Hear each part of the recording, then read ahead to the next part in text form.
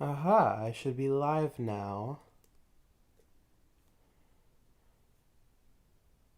Yeah, I am live in this moment, and we just started the stream.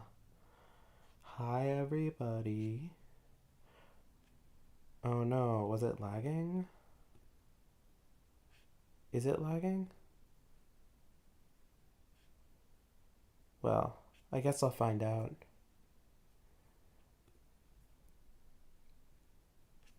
Yeah, this is where I am right now.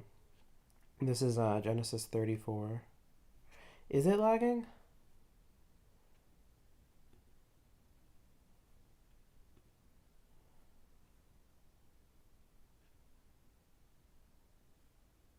Huh.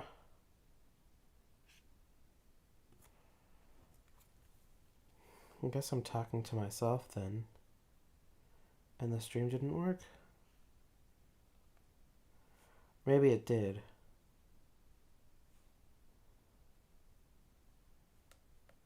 Huh.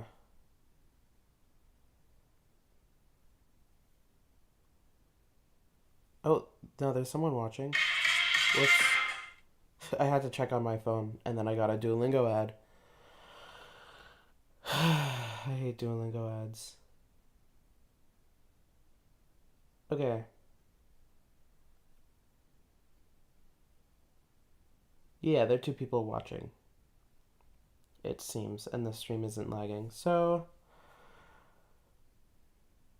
let's get into this Bible. Alright. So, over here we have make marriages, which is hit pa'el, which is like, is this to marry, but like you do it a bunch? To make oneself a daughter's husband? To intermarry. Interesting. Oh, over here it says that it's a verbal noun. Wife's father. And hitpa'el, it means make oneself a daughter's husband. But because it's hitpa'el, I'm assuming that it's like happening a bunch over and over and over again. Because this is like the binyan for when it's iterative. So maybe like one lawa mute lon mi. Yeah. And then this part's weird because it's benotechem titnu lanu, which is like ideally this would be over here, not up here, but it's up there. So we're going to translate it as if it was down here, right? Because toki pona, it does let us put the something at the beginning of the sentence. Like I could say, Meri kamasina la opana tawami. But I don't want to do that because it makes it harder to understand, and there's no reason why I would have to do that. Opana and Meri sina. Meri kamasina tawami.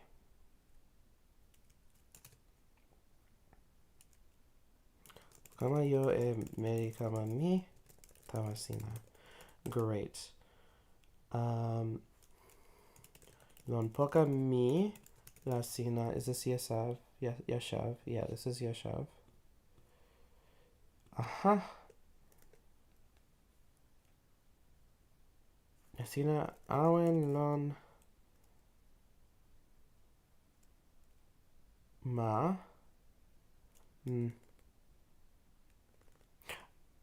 Oh yeah, okay, so this is and with us you shall dwell.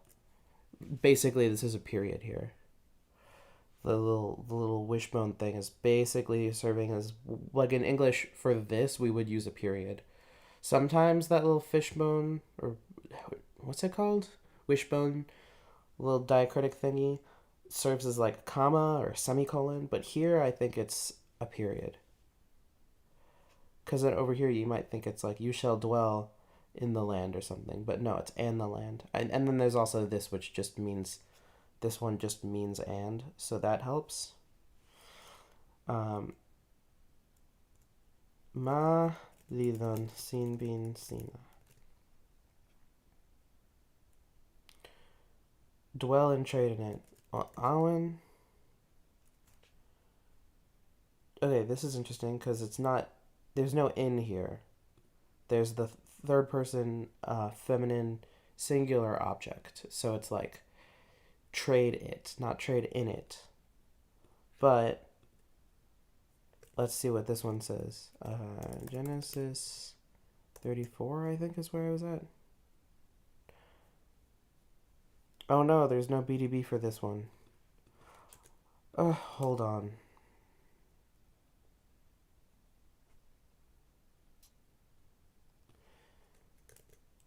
Maybe there's one for this one? Maybe that's the one I had.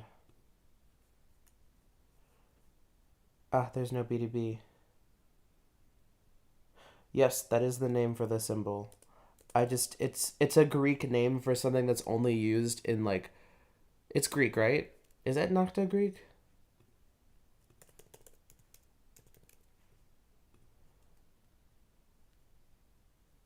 Oh, and it's not actually. Never mind. It's Hebrew. Okay. Et nachta. What does it mean? Oh, pause. Yeah. That's accurate. It does do that. Awen.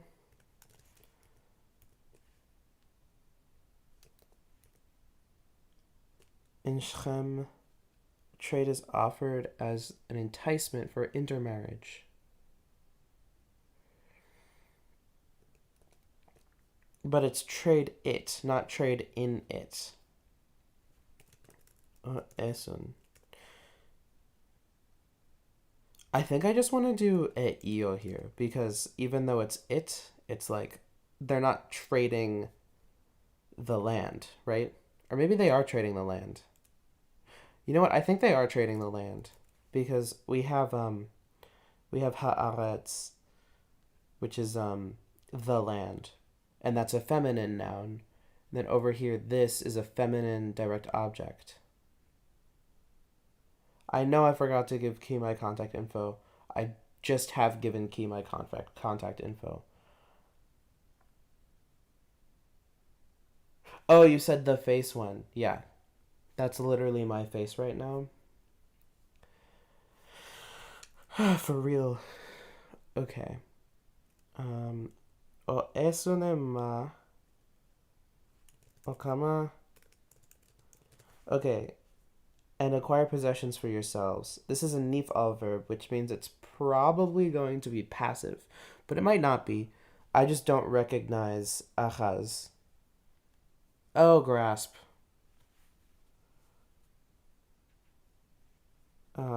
Nif'al. Okay.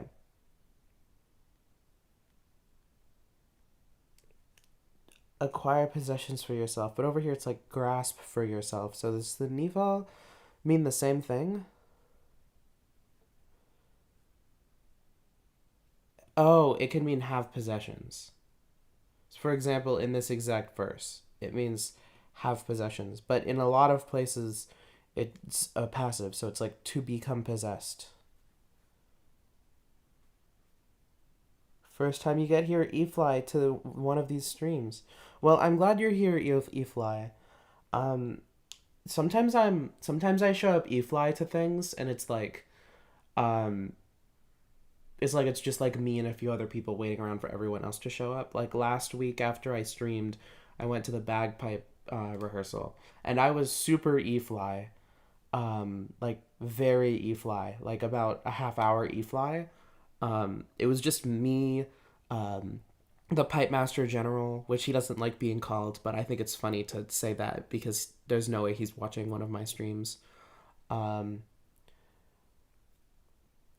and yeah, I just had to like be E-Fly for about like a half hour until other people showed up. And then it turns out that the reason why I was e-fly in the first place is because the pipe master general said that he bought pizza, but it turns out that the pizza was going to be at the end.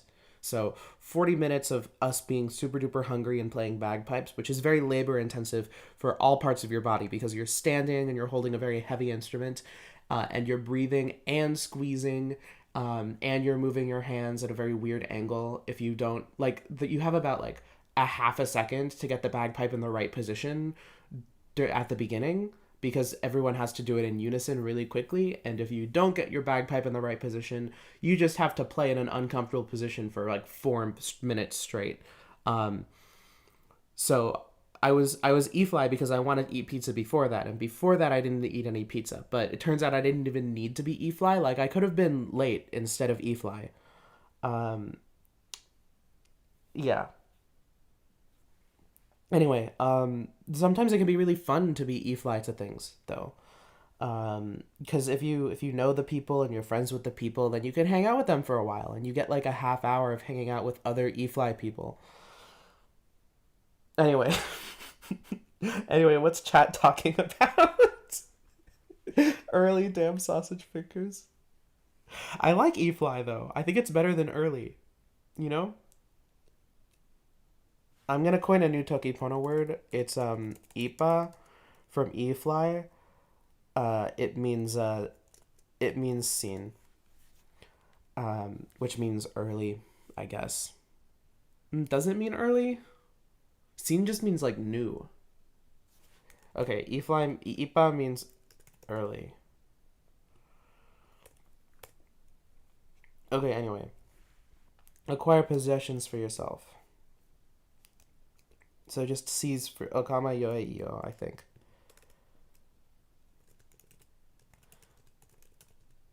Yeah, so I'm confident over here that it's trade the land.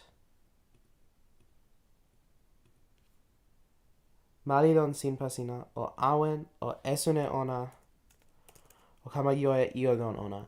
I think that this translation of mine is really good, and I'm particularly proud of it because the gloss over here is wrong, and I was still able to figure out what it meant, which means I'm cracked at Bible. Something new, truly original. Let's hold on. We're at number 10. Let's check to see what my favorite Bible translation, the New King James Version, says. And I know some of y'all are hearing me say that the New King James Version is my favorite Bible, and you're like, really? Isn't that the problematic one? But it's not. It's just the one that translates the Hebrew as directly as possible. And that's useful the most for me, um, someone who knows the Hebrew, you know? Like if you're going to give me two translations and one of them is going to be super close to the original Hebrew and one isn't, then I can look at this one and like probably guess what these words are. Like dwell, I know which Hebrew word that is. Land, I know what Hebrew word. I mean like okay. Okay, they all say land because like why wouldn't you? But, you know. But yeah, I mean I also like the old King James version, but it has um it has a lot of like mistakes here and there that like just mistranslate something, and it is kind of hard to read if you don't know early modern English at all. I only know a little bit of it. The new King James version is in modern English, like late like modern English that we speak today, more or less. Um, and then it just as well follows the Hebrew structure. So, and it does a really good job too. Like I've never checked and been disappointed at how it translates it, specifically the new version, because the new version fixes all the things that I was unhappy with the normal King James Bible. Anyway, dwell and trade in it. Okay, so they do it wrong. So I my Toki Pona translator translation is officially better than the new King James Bible. Cause it's not in it. Where's the in? There's no in. It's ruha. Like the ha over here at the end is it, not in it. Anyway, that's enough complaining. I'm cracked or whatever. Um, and oh yeah, I should do a little recap. Um, what was I doing on the last stream? I feel like I made a lot of progress because last time I streamed was like a week ago, right? I think, yeah, I was doing this last stream, I think. So the Levon thing is over after a little while. Then Jacob starts to be scared of Esav, Esau, right? So he sends all of these animals in front of him as gifts to his brother because he feels bad about taking the birthright. I think it doesn't say he feels bad about it, but that's my interpretation because I want the brothers to have like a real reconciliation. But that's just like something that I want to get out of this. So that's how I read it. That's not something that it actually says in the Hebrew. So he sends all of these animals in front of him with all of his slaves, so that the slaves, when they run into Esav, they say, "Oh yeah, these are from Jacob. Oh yeah, these animals are also from Jacob. They're for you. Jacob's behind me."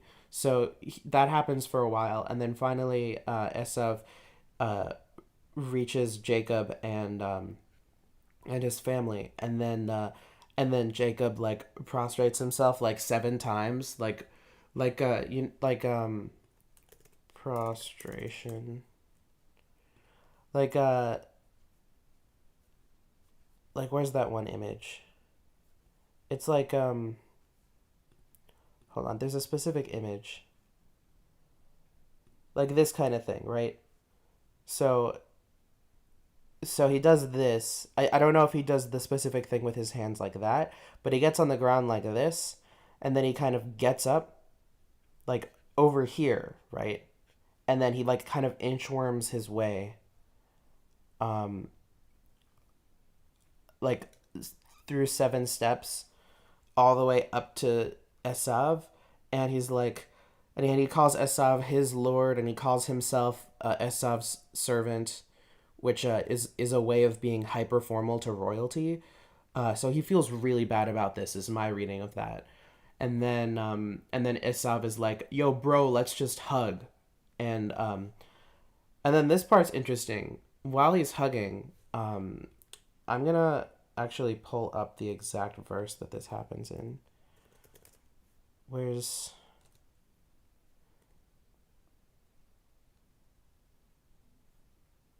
okay? It's 4. Yeah, here we go. So you noticing something weird about the Hebrew over here, right here?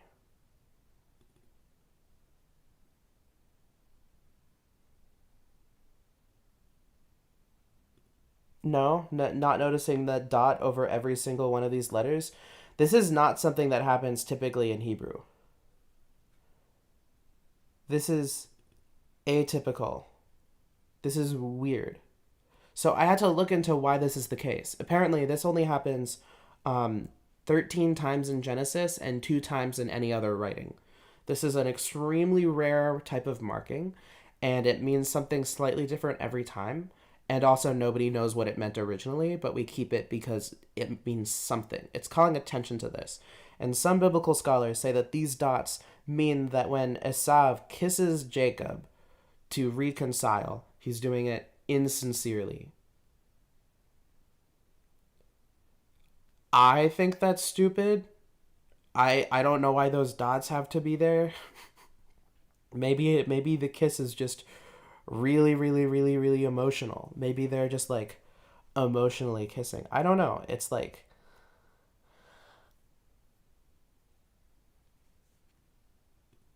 yeah, that's how I feel. Um but they're there, and then also Abanixiam says that the in is from the Ba'aretz.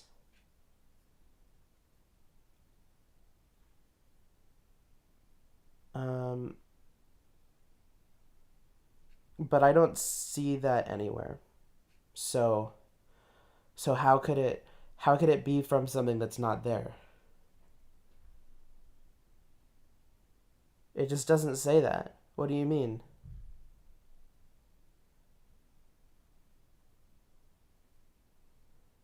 This is haaretz, so this is the land shall be before you, which is literally li is to, pene is face of, and then chem is you. So this is literally to your face.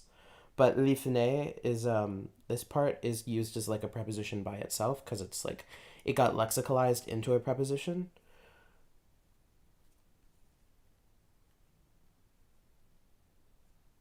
I'm gonna I'm gonna search it for you, see if it's in there.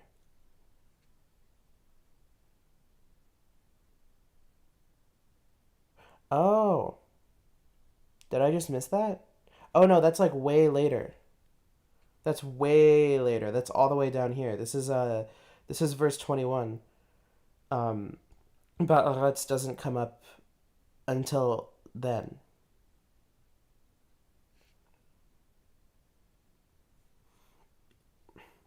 But yeah, no, the dots, like biblical scholars, especially Jewish biblical scholars, disagree a lot about what the dots mean. No worries, no worries. I think it's good that you double checked me. See Genesis, you can see there 34, and it's the Bible. Those are the three things you need to know. And then you can see what verse I'm on over here. I'm on verse 11. See? My god, my audio setup is so cursed. I'm on my bed. I have my microphone clamped to my windowsill, and I have my digital audio interface Velcro command stripped to a battery that is adhesive command stripped directly to the wall. It's so jank. I love it. You thought we were translating the Quran? Well, I mean, this is like you can choose like specific translations, I think. Like there are a lot of them. And these are just the English ones. And then there are a lot of different like options for specific types of looking at it. Like the parallel Bible has like many different Bibles. I have it like over here. This is parallel. They show you like the same verse in a bunch of different translations so that you can kind of corroborate how people read the original language and choose to translate it. Um, I have this open so that I can kind of look broadly at them, but then I realized that I could just look at the New King James Version. Um, so I started doing that. Genesis 34 from the Hitchhiker's Guide to the Galaxy. Oh god. Oh yeah, also I just wanted to tell everybody this is really fun and cool, but I asked Moses and also I asked God, and one of my friend's dad, no, one of my friend's uncles works at the Bible, and they all said that my translation of the Bible into Toki Pona is the official Toki Pona translation of the Bible. Isn't that wonderful? I get to put that on the cover and nobody can stop me. That's awesome. Anyway, let's get back to the translation. My dad works at Bible and can get you banned. Tokita Mama ona. Okay. So usually when you get pronouns in Hebrew for people, they're masculine, so you don't need to do this. But over here it matters. Shem is talking to her father. Oh my god, my aunt is trying to FaceTime me. She's on a train right now, I think. I will hang up because I'm on stream, but I will text her briefly.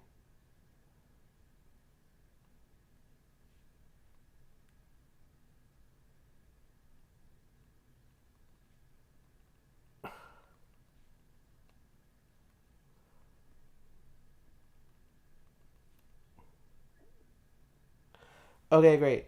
So anyway, on Meli here. This is like something that a lot of beginners do when they want there to be like special words for he and she that are different. They say onamie and onameli. It's not very common, I would say, but you do see beginners do it. Um, this is like maybe the first time in my entire translation of Genesis that I've needed to use it for disambiguation. Um, yeah, it's just not a very common thing you need to do in toki pona, you know? So there's that. Um,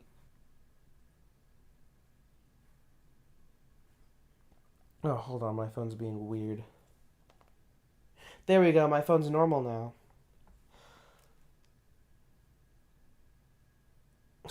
Official relating to political office. That's funny.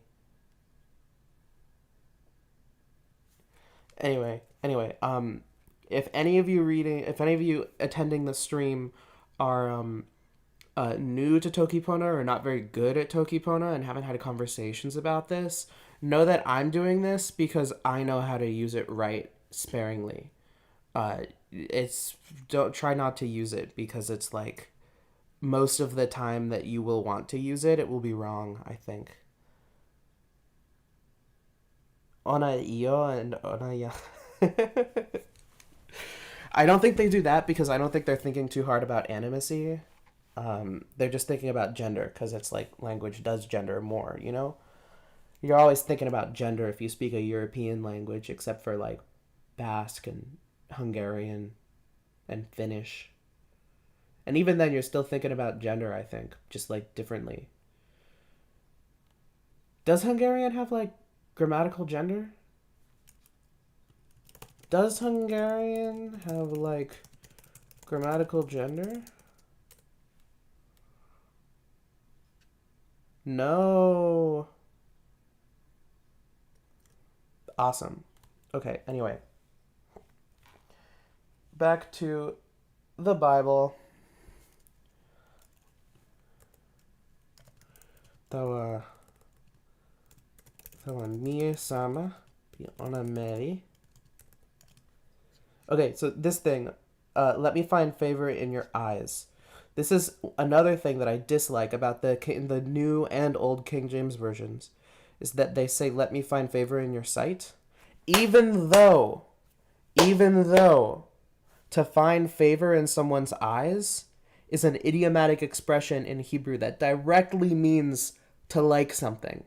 If X finds favor in Y's eyes in Hebrew, it's entirely correct to translate it into English as Y likes X. That's just like ona li pona tawa ona. You don't need the looking in there. That's like just an idiom thing, right?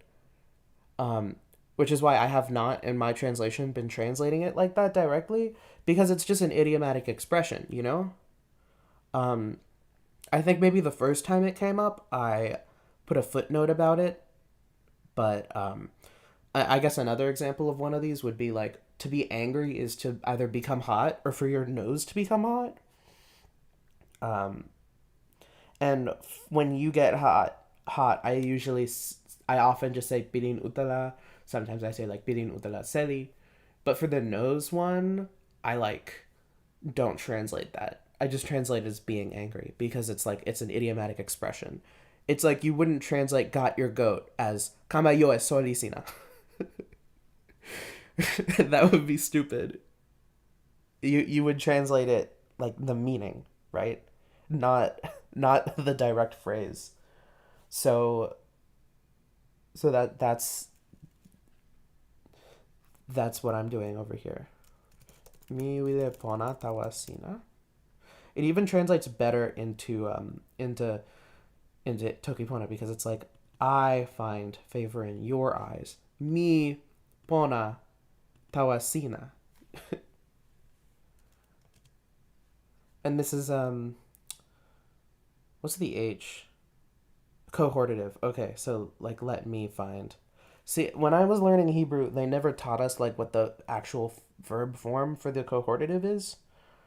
Like what makes a cohortative different from a like a normal imperfect. Um Emta. Yeah, I don't even know. So, oh well, I mean, it's not like it'll come up in modern Hebrew. We're on the modern Hebrew unit. I don't think they use archaic cohortatives, because they're hard, right? Anyway, anyway,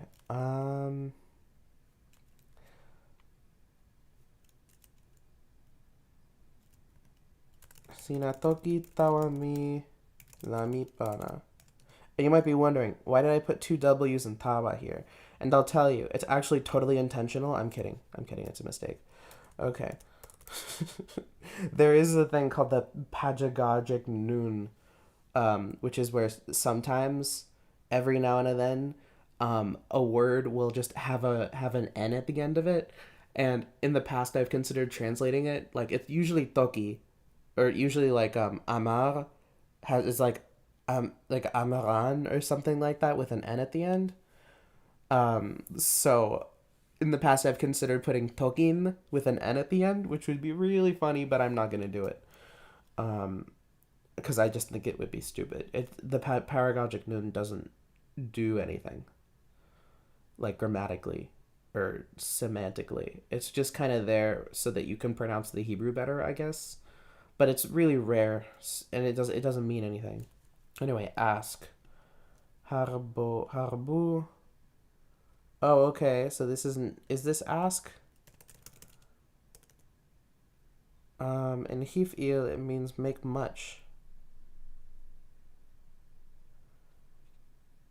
of things. Make things much.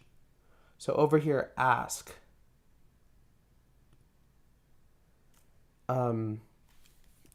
And no, it fucking doesn't mean that. What do you mean? It doesn't mean that. It's to make much objects. That's weird.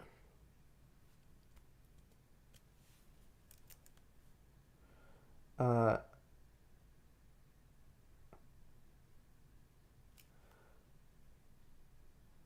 Even so, I do think that this verse is going to be really annoying to translate. So, how am I going to translate? Hey, y'all, make bigger to me many a dowry and a gift. Oh, that's actually easy. Osuli mute panami piwan lawa.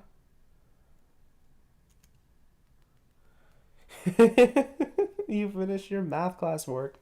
So you're watching my stream on YouTube? That's really crazy to me. I'm glad you're here. Welcome. Time to Hebrew it up. Am I right? Um,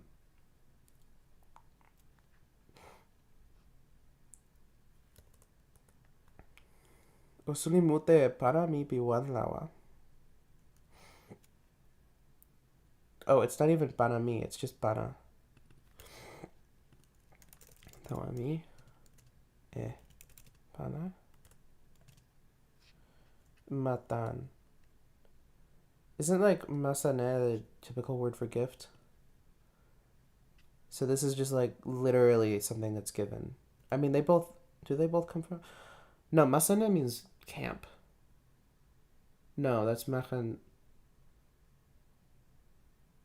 I'm forgetting. Basic Hebrew. Oh well. Hi, circuit o simples. Welcome. The room is quite loud, so it's hard to hear. I'll check my levels for you. Oh, my levels are perfect, so I don't need to change anything. Okay. When I clap, is it too loud? Yeah. I can turn it down a little bit, I think. And that should be fine. But I think I'm good on that. I'm sorry that it's loud. YouTube might have like an automatic captions thing if you need, but it might not work because I'm saying a lot of words that are not in English. Anyway, mi pana tempo ni sina toki tawa mi. Okay, this is interesting because this is ka'asher, which means when, typically. Does it mean something else here?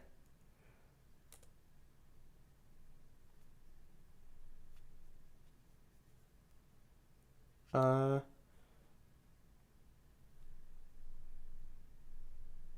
oh. Mm, yeah, okay. It does mean something else here. It's like usually used for when, but it's really like as that, like this is that, like as a relative clause. Like this is like toki pona word ki, which is not a real word that people use. But it's a real word that people wanted to exist at one point. Some people wanted it to exist. Um, toki shalom. Hello. Mm, taso. Pana. Tawa. Mi. Emeri lili. Tawa wan lawa.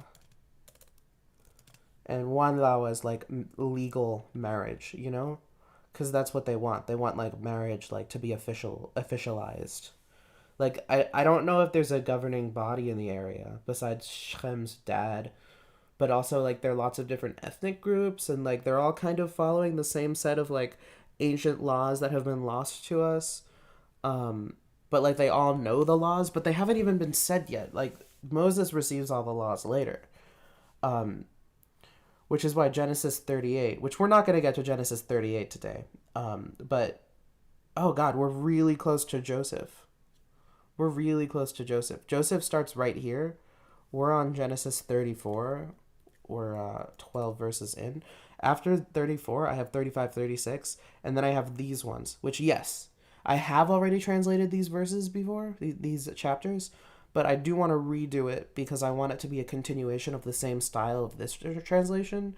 Um, and also, I don't know how happy I am with my translation at the time. I think for a lot of it, I was kind of just like struggling to translate as quickly as possible instead of like double checking the Hebrew. And also, I knew less about the Hebrew language at the time. Like, I was in semester 2 of Hebrew. I barely knew what Hitpael was at that point. Like, I hadn't learned yet in class.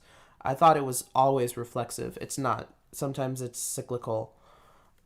Sometimes it's just an intensification. Though usually it's like a cyclical intensification. Anyway, basically we are close to Genesis 38. We're not going to get to it today, but I think I would like to translate it on stream. Um, Mostly because it has some really weird stuff about like laws that have never been talked about before. They only ever get talked about later when God tells Moses on Mount Sinai that like when the firstborn son who's married to a woman dies, the secondborn son is supposed to marry his widow and then impregnate her, and then his children are considered the children of his now dead older brother, which is strange. But okay. I don't know. There's some weird law stuff going on here. Like they're expecting us to know that certain laws are certain ways. Like there's another thing over here, right? Like the story of Dina, right? Dina gets quote unquote sexually assaulted. Um, Damn, I hope this. I mean, if this stream gets demonetized, I lose 10 cents. I've been getting like 10 to 30 cents a stream, and that's if I forget. That's if I don't forget to turn. The default on my account is to have ads just off for everybody. Sometimes I turn them on to see how much money I get, and then encourage people to turn on ad blockers. But I don't think I did this time, so I'm not making any money off of this. I don't think. Anyway, so Dina goes out to say hi to the girlies in the area, and then Shrem takes her, has sex with her, and then they translate this as violated. But if you look at the Hebrew, it's like afflict, press, humble, answer, respond, right? Um, so I translated it as ampa, but that could be like literal. That could just be like talking about what position they're having sex in, or it could be like a kink thing. Like maybe he's doming her or something. Like that could mean any. It doesn't say anything about whether or not she consents to this. This is not like he assaults her, you know? It's like just he's humbling her, right? Um, and then he falls in love with her after he does that. But then over here, Jacob hears that he has quote unquote defiled, and I translated this one as yaki because it's like be or become unclean, right? Um, right. So hold on, where is?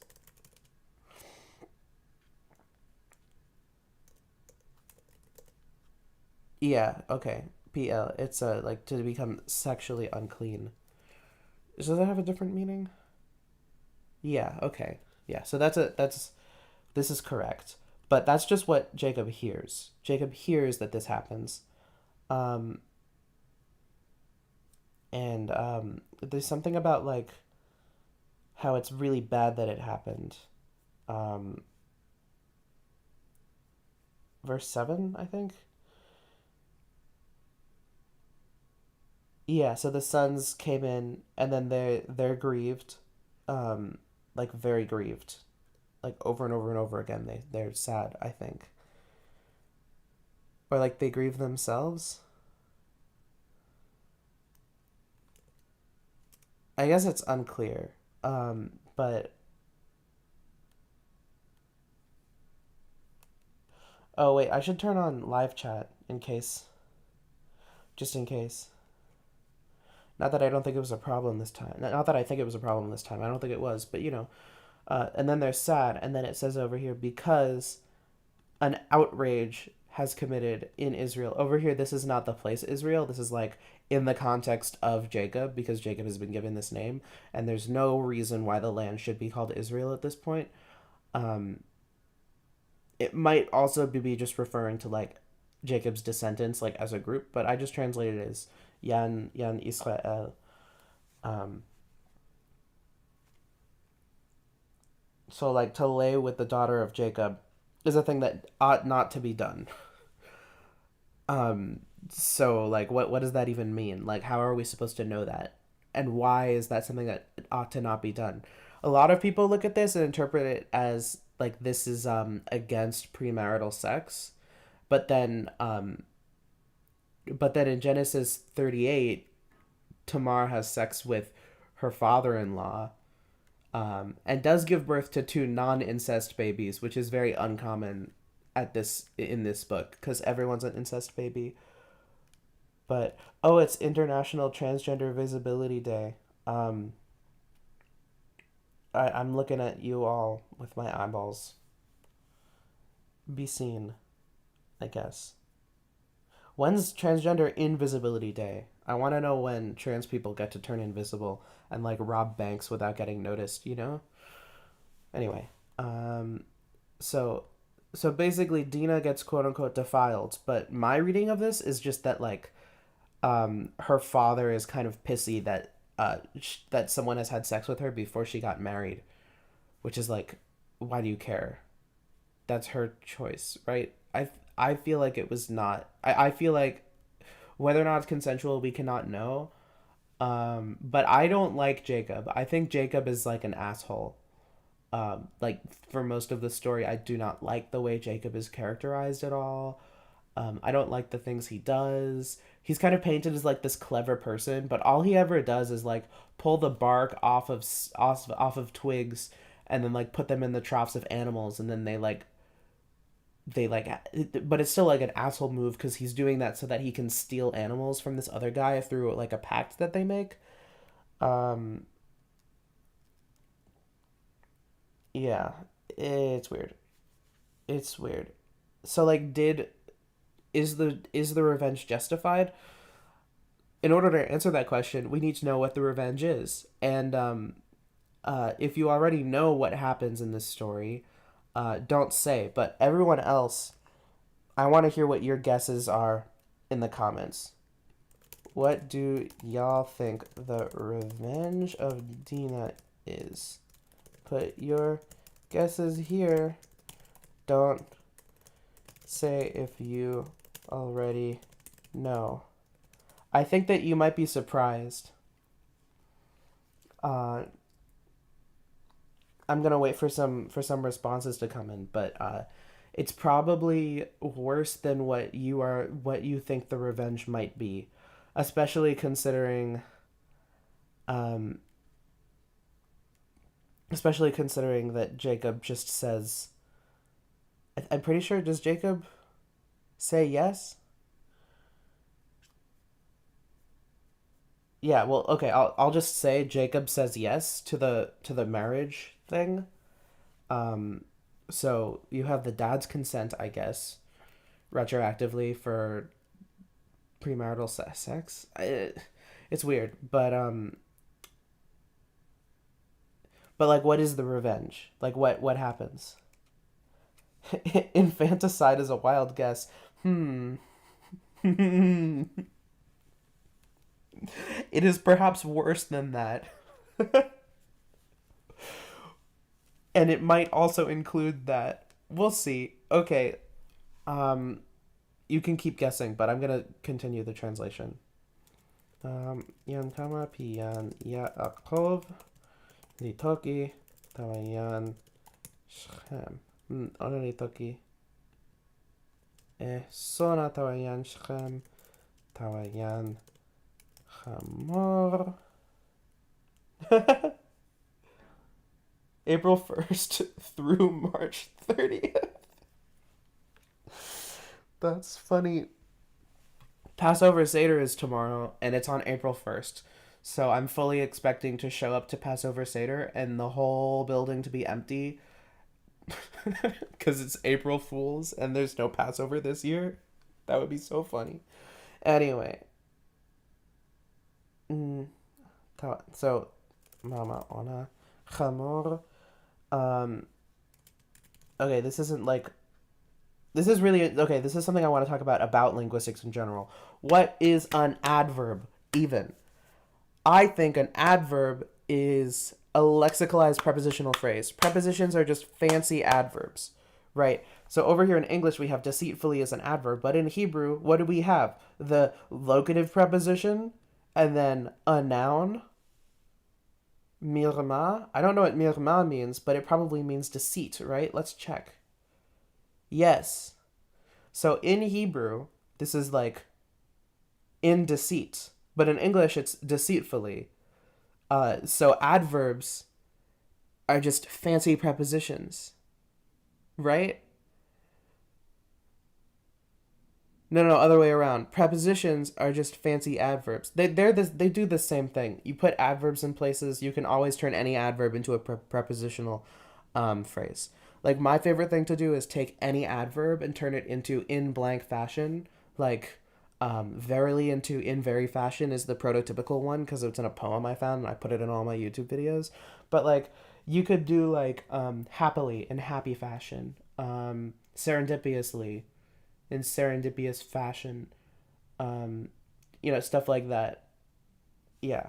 With deceit is actually a completely fine direct translation of this. Deceitfully works, but also it's like not the original structure of the Hebrew. The structure of the Hebrew is in deceit, right? We have those words.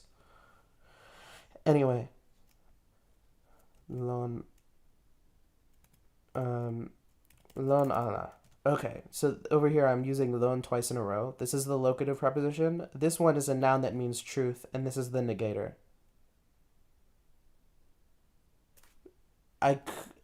If I put this over here, that might be funny. Because it seems like I'm asking a question. So I'm not going to do that.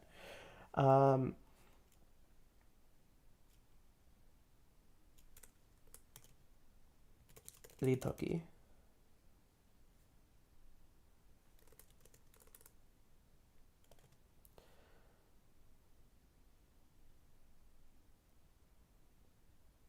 Yidaberu. Wait, is this plural? So Jacob answers deceitfully. Oh no, the sons of Jacob answer deceitfully, but they do answer. and they say, oh, mm,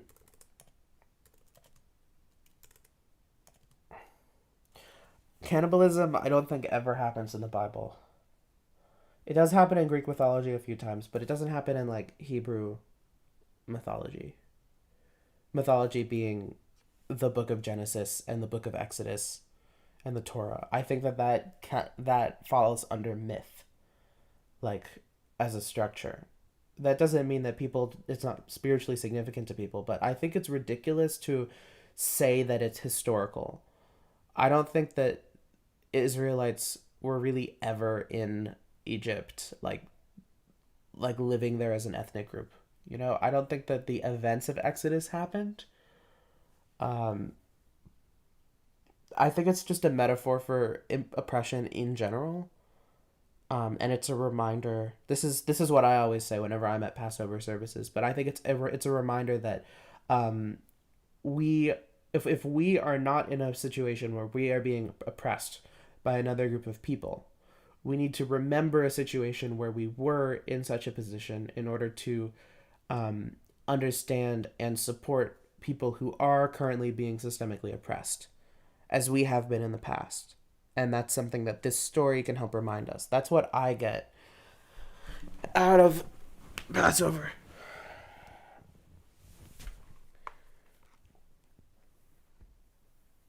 Anyway,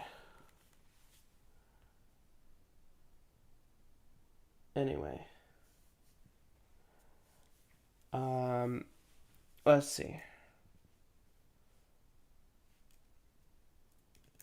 Onali toki tani, onali yaki meli sama ona dina. Okay.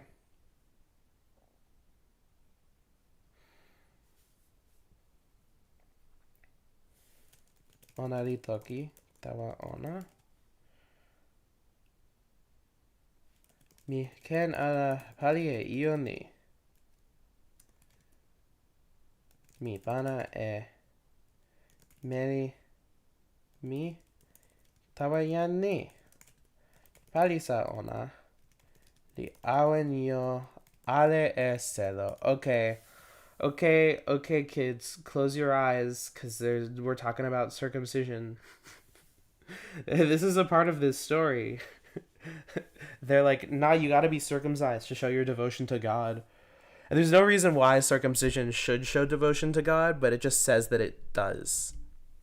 Like, God, in God's, like, first or second, I think, covenant with Abraham, he's like, oh yeah, by the way, you gotta be circumcised in order to show your devotion, and doesn't explain why.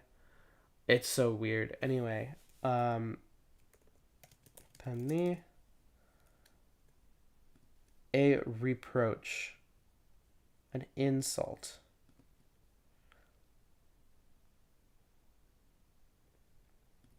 Oh, whoops.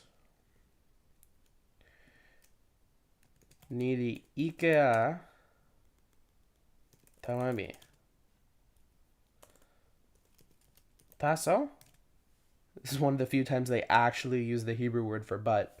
Usually they just use the Hebrew word for and, which can be used in the same way that the English conjunction but is, like in a negative way, where it's like you say and this thing that's contrary to the other thing instead of saying but this thing that's contrary to the other thing, you know? But over here, this is just the Hebrew word that means that. Taso? Ni la mi. Ah. To consent. Okay. Neot. And it's only in nif'al. Okay. Mi. Toki pona ewile.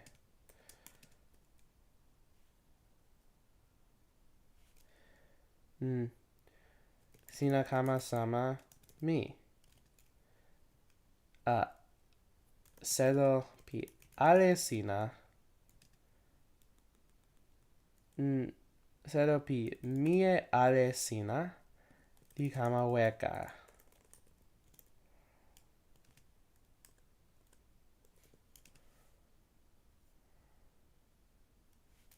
Ni la mi pana e meri kama mi tawasina.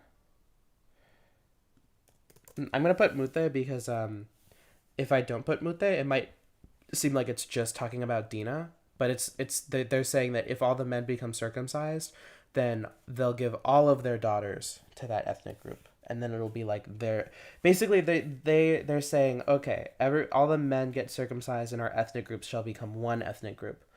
And after what happens, that kind of is the case, but in the worst possible way. Um, I'll just spoil it. They do a genocide. They kill all the men, and then they take all the women as like slave wives, and it's really bad.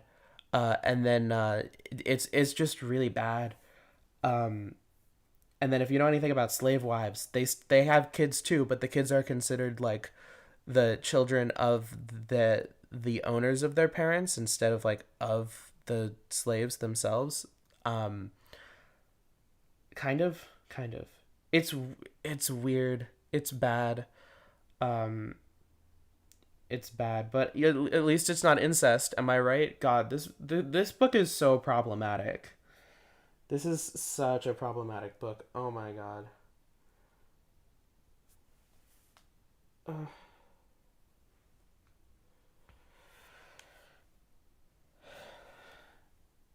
anyway, anyway.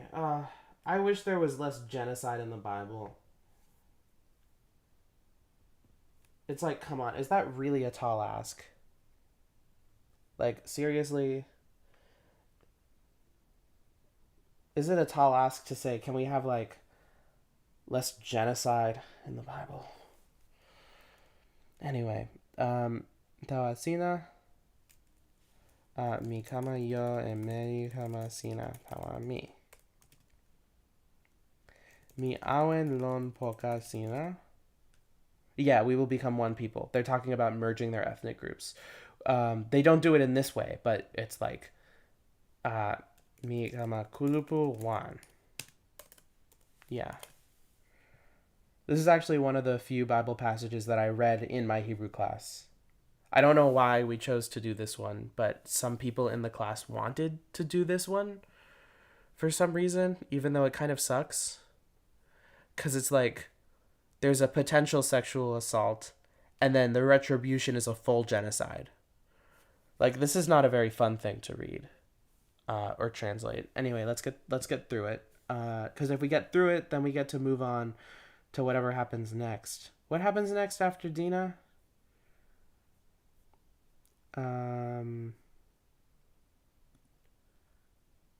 Jacob returns to Bethel.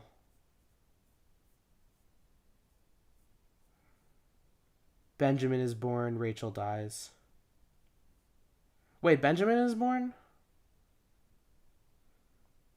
Wait, but then this happens before. This happens before. And then we get some descendants, right? Okay, this part's fun. I like this. And then we have happens after this. And then we get some kings doing some stuff maybe. And then we get the story of Jacob. And then in this story Benjamin is not born yet. So that how is Benjamin born 2 chapters before he wasn't born yet? How is that the case? That's so weird. Okay.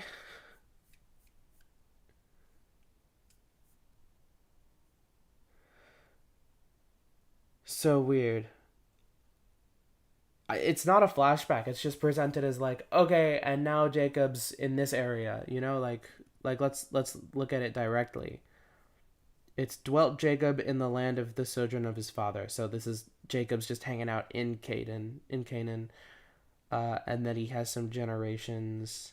And it's talking about all the generations he has, and then the Jacob Jacob's brothers do not love him, and they also hate him, and he is not good to them. He does not find favor in their eyes, and they do not love him.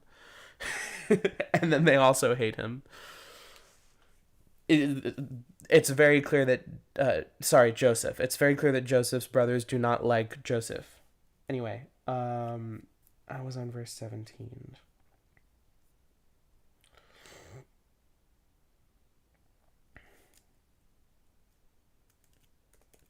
Sina kuteara tawami di kama ala weka ese lo palisa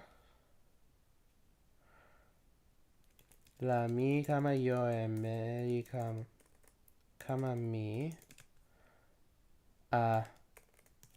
li weka.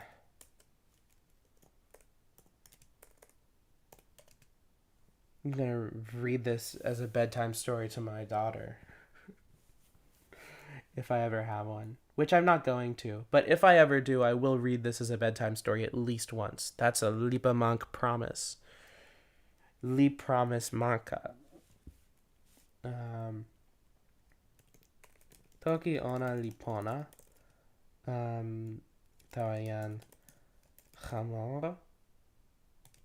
Tawayan Shechem, which is funny because the place they're at is called Shechem, but then after they say that the place is called Shechem, then they go right. They don't use it to refer to the place at all anymore. They only use it to refer to the person, unless.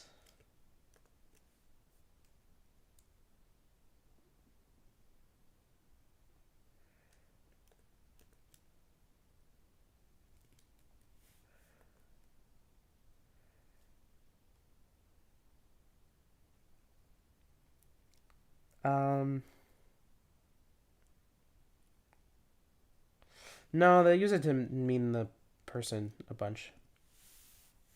But it looks like they don't use it to refer to the place again until like after Genesis is over. Which is fun.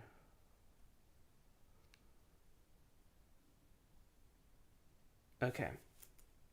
Na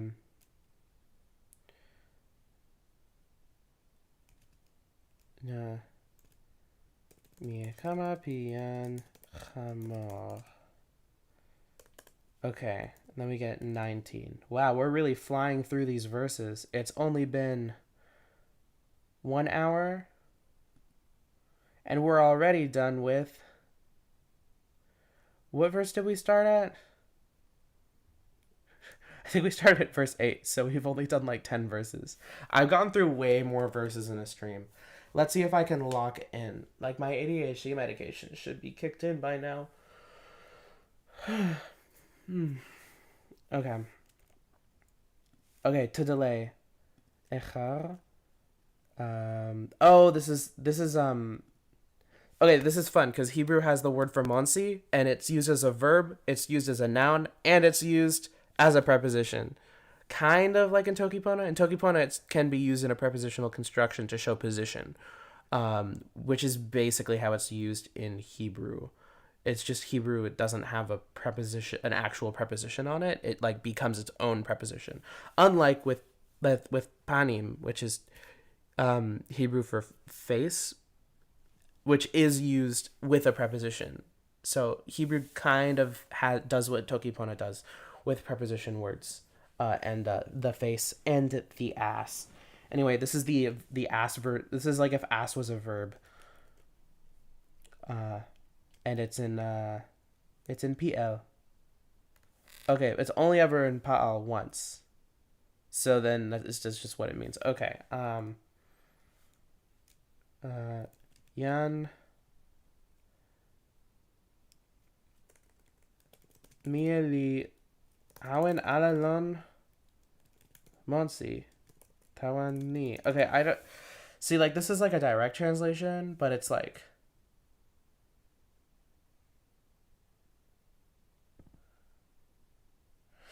weird because in order to do this, I would need to have a visual metaphor, and there's nothing else here that I can use for a visual metaphor of like moving forward with a plan, you know? So I can't directly use the word Monsi. So maybe I'm just gonna do this. Tawan ni ona li pali e io tanni. He delighted in daughter of Jacob.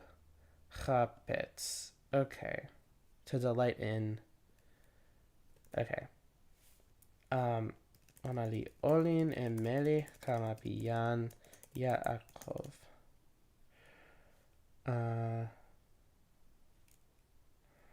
Ona li. Okay, most honorable. This is kvod. Oh, this is a nif al participle. Kavad, to be honorable. And then this is nif al, to be honored. To be made honored. Okay. Ona li pona mute don poka pi ale pi tomo pi mama ona. Okay, there's 3 P's in a row. Usually I'm like okay with using multiple P phrases. But in this case, I'm just going to get rid of that one. You know? Non poca pi ale tomo pi mama ona. So he's the most good next to everything else in his father's house. Wait. And he was more honorable? Who's he over here? Okay, I gotta see what Bible... But before I do, let's see if we can figure it out. So the young man... Okay, so the young man did not delay.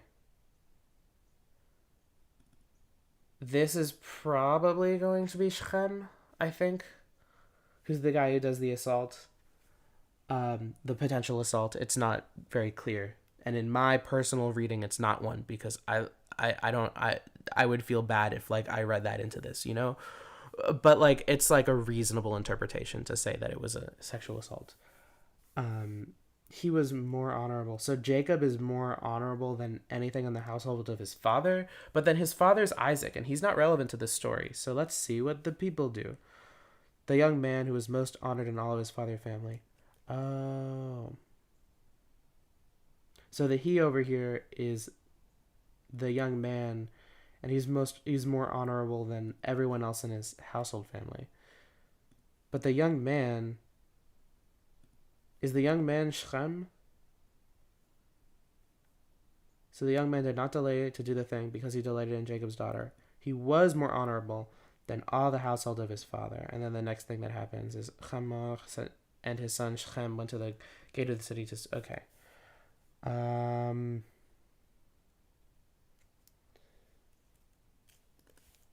You know what? It's confusing in the Hebrew, so it's confusing in the toki pona. Boom. Justification unlocked, I guess. You got to figure out who's who here as well. I've mixed feelings about that, but I will fix it in the proofreading process, and I will tell my proofreaders if you're not sure who pronouns are referring to, try to figure it out based on context. And if you're not able to do that, then let me know, or like make that clear in the back translation. Anyway, Yan Chamor and Mie Kama Ona Shechem Likama Tawa Lupa open Pima Tomo Ona. I think Ma Tomo Ona is fine for city because cities usually had gates at this time, and it's like there are lots of houses inside the big gate thing, which is a big house kind of. So I think that Matomo works very well.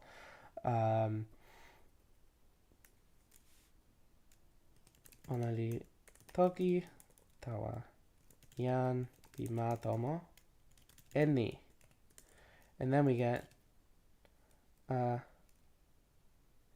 yan ni Pipilin pona Lilon poka mi. Ni la. Is this a cohortative? Ni la ona o awen lon ma.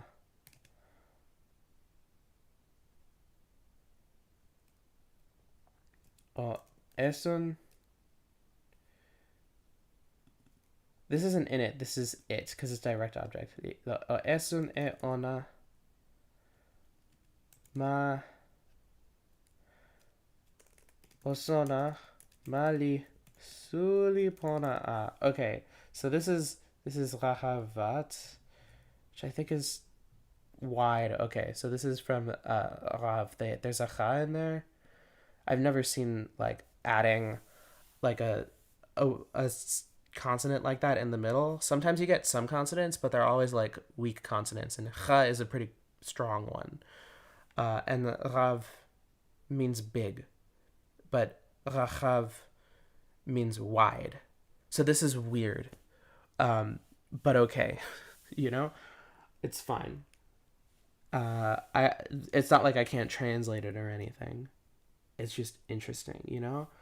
And then yadim means hands. Oh, okay. So wide of hand is like large enough. Um,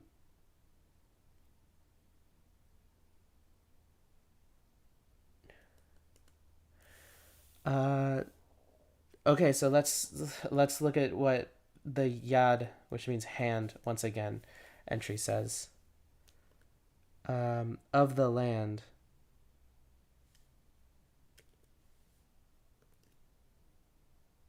The land is wide on both hands. Okay.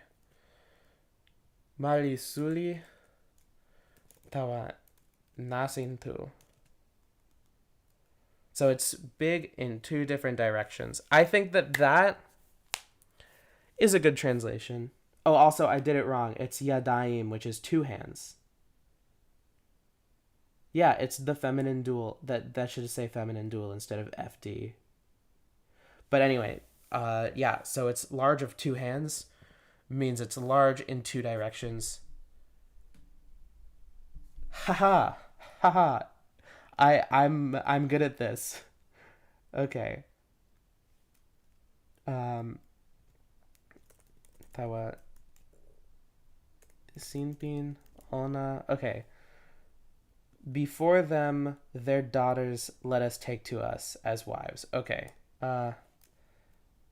Mi okama yo e meli ona. Tawa sinpin ona. Wait, there's a lot of pronouns. Let's see what this says. These men are peaceable with us, therefore let them dwell in the. Is this the right one? 21? Oh, yeah, it was starting halfway through. Okay. Let us take their daughters to us as wives, and let us give them our daughters. Okay. So before them. Oh, you know what? Okay, this is part of this because this has an etnachta under it. You know the little wishbone thing. So I was thinking about it ending here and then this being the start of a new thing. But actually, this one kind of goes. Let me grab and drag there. This one goes up here, and then there's like a period there.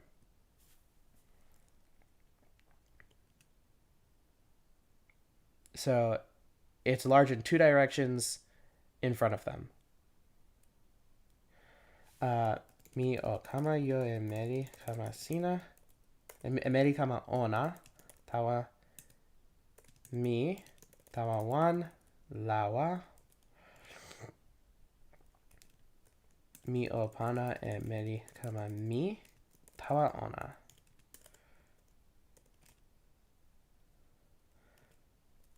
Taso. The ni. The yan. The toki pona e wile. Is toki pona e wile a good way of saying consent? Because it's like communicate well ni wants. desires. But then like here consent is like being okay with something. It's like this Dina's consent and the consent of the women is not actually what's being talked about. But then again, in this book that doesn't matter because this book is inherently very sexist. Like pretty much all of the time. There are some girl boss moments, I guess. But this sure isn't one of them. So I guess Toki Pona Wile works, you know? Yeah. Um,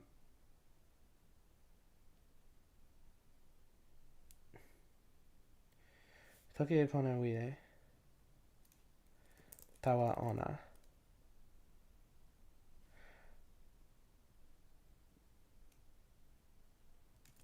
Tawa Yan. Okay, so Ona, then the men, and then this little guy, that's a disjunctive, I believe.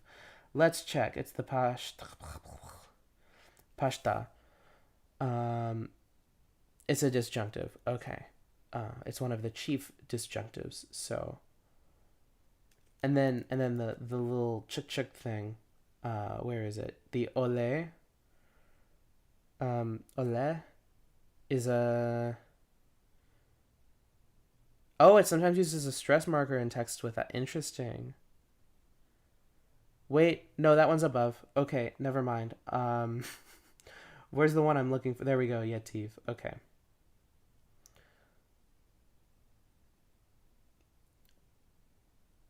It comes at the beginning of a word. And this one also comes at the beginning of a word.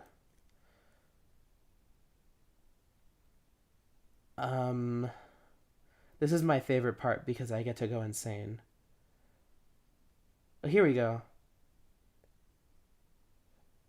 Oh, Cole, hold on. So this is Lanu. It could be under the Nun, maybe. Which one is it? I can't tell. Um, the variant Yativ trope uses the same symbol as this, but does not have a pashta that follows. Okay, great, because there's a pashta right here, so we know that it's the mapach, which does have a pashta that follows it. I hope that this is interesting to everybody.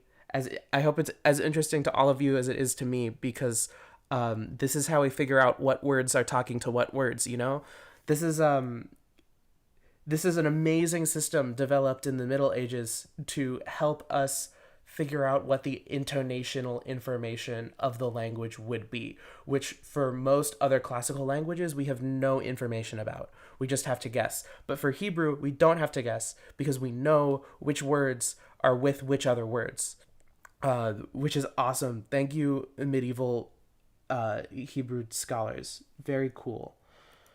Anyway, it's a conjunctive. Okay.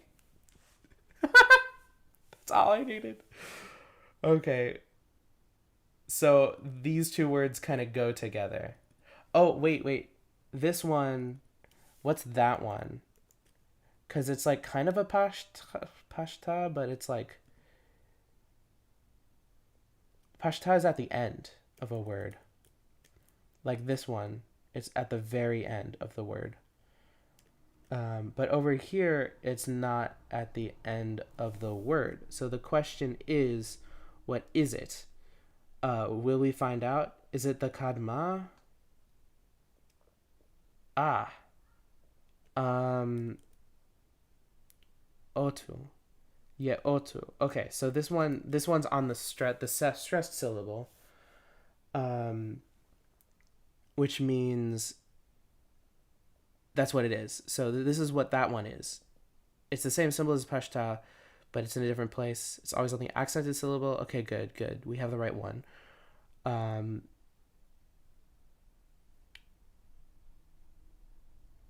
Together with a garesh. Is this one together with a garesh? Nuh-uh. It sure isn't. But what type of cantillation? Is it a conjunctive? Common cantillation mark. Other books, it can be found by itself preceding certain trope groups or together with the garesh symbol, blah, blah, blah. Okay, but which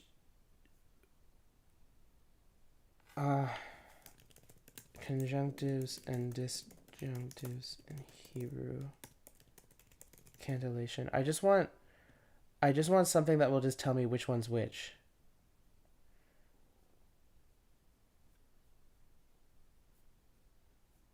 Uh this one maybe?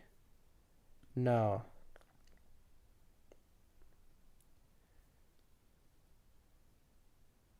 This one? I had a feeling I'd be disappointed. Okay. I mean, it is really complicated how they work, to be fair. So, like, holy punctuation. Okay. This is extremely unhelpful. Um, chart, kings, dukes. Maybe that will help.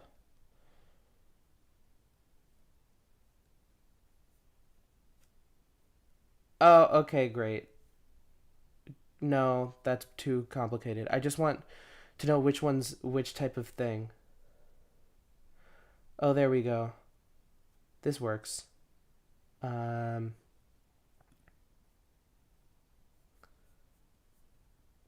oh no, it's complicated. Hold on, let's look at just this figure. And then uh Kadma. Where in God's name did the algorithm send me? I'm a biblical scholar student translating the Bible into toki pona. Welcome. I hope you have fun here. I'm going crazy because these little trope markings are crazy. Kadma. Where's Kadma?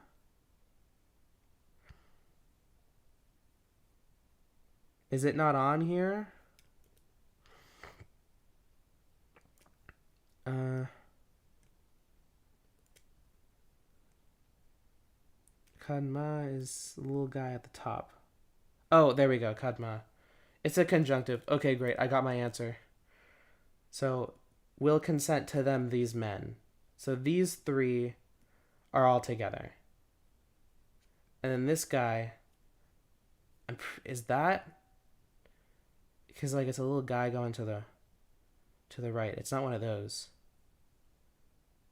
It's one of where is it? Oh, one of these. Yeah, so that's a very very light disjunctive. Only in this very weak comma um will they consent to the men. To them the men. So now that I've checked, I know that my translation is fine. Great, let's move on. Tawani. Onaliken awen lon poka mi. Tawani. Mikama kulupu wan.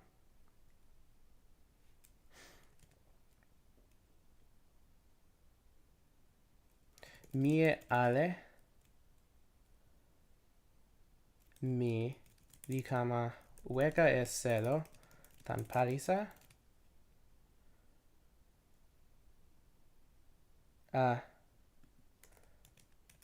Lonni. And then the lonni part is this little b, the little b right here. That's like lonni in this context. Um,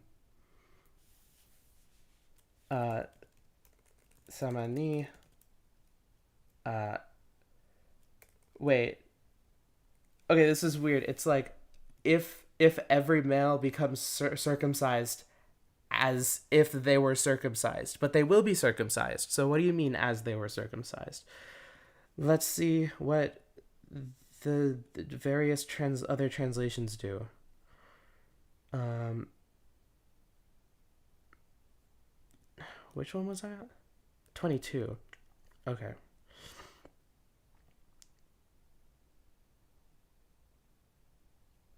If every male among us is circumcised as they are circumcised. Okay, all the translations kind of don't really address this. Just as they are. Um, Samani Serariweka. I guess I can do that too, you know? I can do a non-committal like kind of bad translation. Yeah. There's no good one because the original says something weird. It's like, "Oh yes, I will only get married to you if you come to the party as if you were to come to the party." It's just weird, you know? Like why would you do that? It doesn't make any sense. This stream has had the most people come to watch it. Since learning Portuguese, instead of like wanting to say watch a stream, my instinct has been to say to assist a stream. But that's not how English works. You don't assist streams, you watch them. But like in Portuguese, it's be like, a gente vai assistir stream em YouTube. You know, like let's watch a YouTube stream. I don't. Uh, yeah, to be tall as if you were tall, or like to be lengthened as if you were lengthened. Like, but you were though.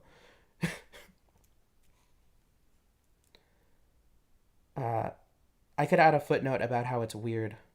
No, I don't just do that. Okay. Um, Solimani and Yo Ona. Okay. Kinyan. So that's their property. Kinyan. Oh, I know Kinyan.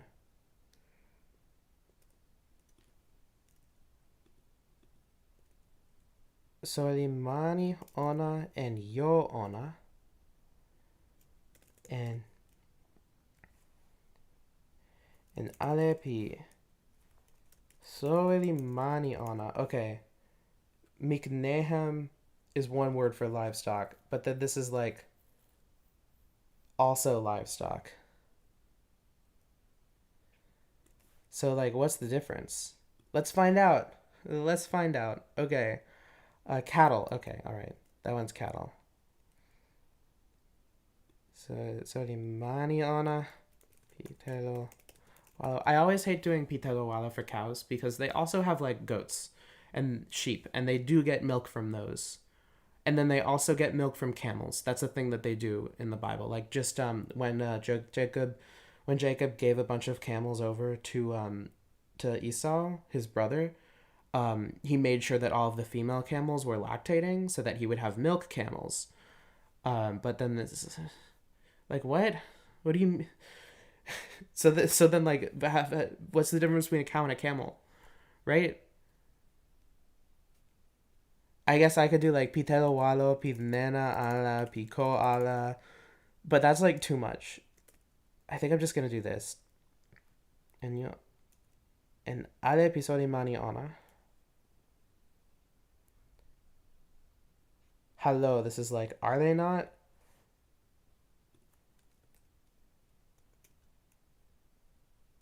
Okay, so this is interesting. We have a disjunctive over here. So like there's like a kind of a line in between these. This is like a I would say this one is kind of like a weakish semicolon. It's like their livestock and their property and all of their animals. Were they not ours to begin with? So yeah. Onali tawa ala mi. Onali tawa ala tawa mi.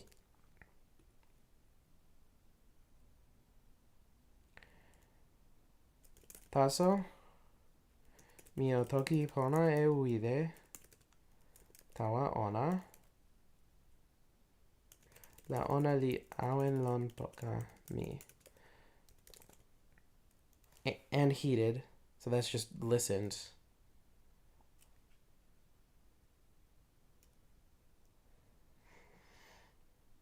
Mm. Okay, so they all heated.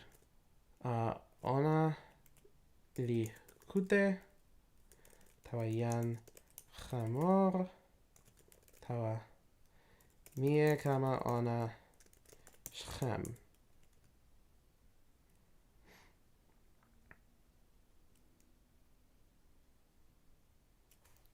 Wait, okay.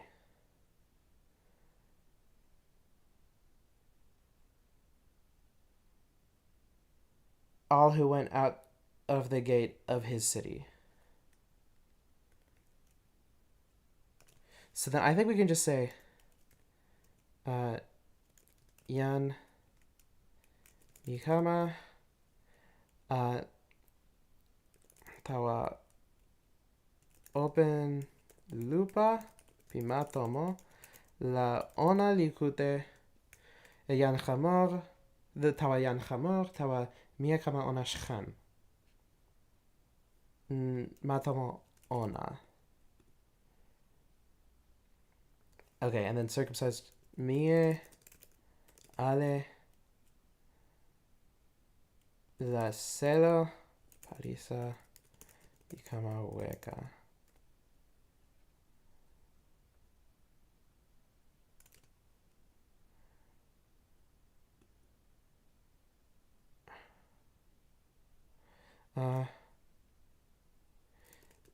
I guess I'm repeating this part.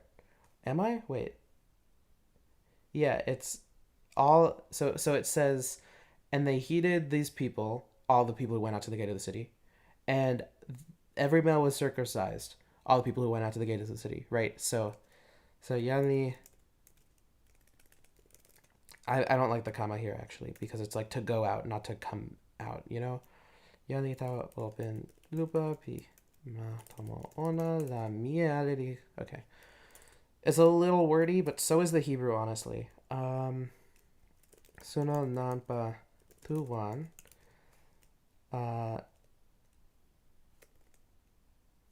Lalon. Okay, so this is like an infinitive, but the way infinitives work in Hebrew is that in English, in order to do an infinitive, you need to say to walk. So you use the preposition to mark the preposition, or to mark it as an infinitive. In Hebrew, you can do that also with the same preposition that you use in English, so the one that means to, right? But you can also use other prepositions and then embed it into things. So it's like kind of like how in English we could say incoming, right? You could say like bevo, that's like in the act of coming, right? So you can kind of do that in English too, but in English it's like a different process. In Hebrew, it's just like the same exact word creation process. So you use the same type of morpheme because prepositions are a lot of like maybe 5 of them I think are prefixes, and then one of them's a postfix. It's like the directional hey, but you can't use that one on verbs. Can you use it on verbs? I've never seen it used on a verb before. Anyway, now, okay, and they were in pain. Okay, what does this mean? Oh. La ona li kama. Okay. Ko avim. Ona li kama. Pirin. Ike cielo. Okay, so 2 of the sons of Jacob. Nayan tu kama. Piyan Yaakov. Yan Shimon and Yan Levi.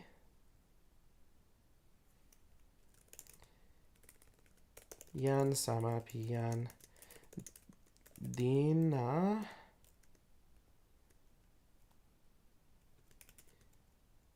Ikama yo e. Ido utala ona. Okay, so this over here, this is ish. It literally means man, but it's used all the time to mean each, right? Because it's like each man his own sword, right? So right, this is literally a man his sword. So it's like, and took 2 of the sons of Jacob, a man his sword. So I'm just gonna translate it like this. I don't think the each part really is in toki pona, so I'm not gonna do it. Ona likama tawa ma tomo. Okay, betoch, betach.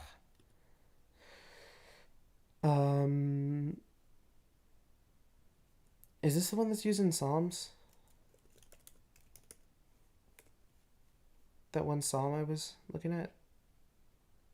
Nope, it's not. Okay. Um,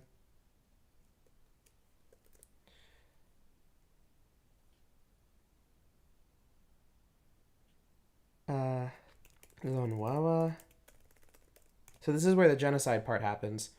If you kill all the males in an ethnic group, and then all you have left are the females, then the only way for the ethnic group to continue is if they intermarry into another ethnic group. And then usually what happens is that they're taken as essentially sex slaves for the men of the group that does the genocide. So then, even though not all members of the ethnic group are killed, what follows is necessarily a cultural genocide, which is what is described here in this book, um, the Old Testament, which is the foundation of Judaism. So this is something that I'm glad that my local Jewish community like talks about as frequently as we do, about how like in the Tanakh there's so much like bad shit that supposedly like the people who we spiritually consider to be our ancestors have done, like is confirmed that they have done these things within the spiritual framework that we're operating under. So like how do we make up for that? You know, like, and I think that because right now we're in a position of privilege, my local Jewish community is in a position of relative privilege. It's our responsibility to be there for the local communities who are not. For example, um, ICE is currently occupying the cities that we live in, the Twin Cities, Minnesota. Um, it's awful, but members of my local Jewish community have been like kind of doing like a local militia stuff, like um, standing watch and guarding outside of mosques while the local Somali communities are praying on Fridays, stuff like that. Because that's an important thing that they have to do. And, you know, I think that showing that showing that us as a group are there to support the social justice that other groups need is really important. And also, I think it's important to talk about this like whenever we're interacting with biblical stories where bad shit like this happens, and there are a lot of them. Um, there's this. This is. I don't think this is the. Maybe this is like the first genocide that they do, but later on, there's like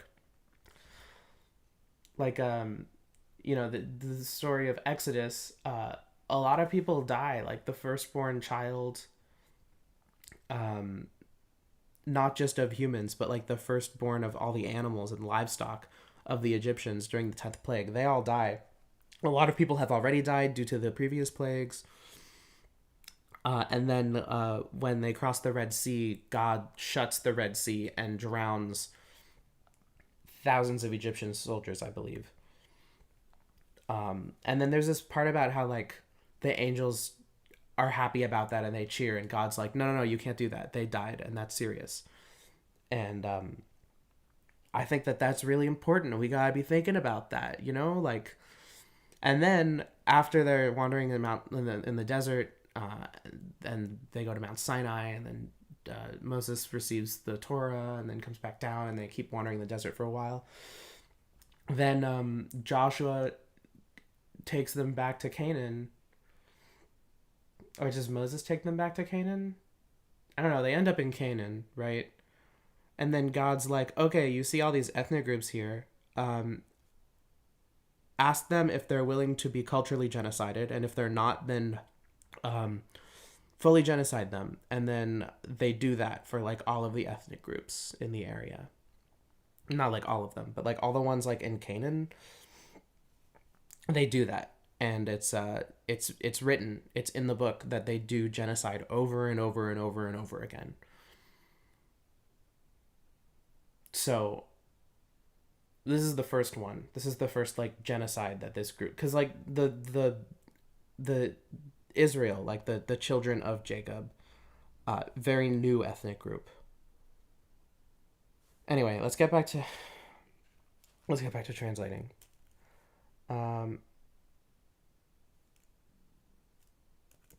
Limoli e miele. Okay. Yan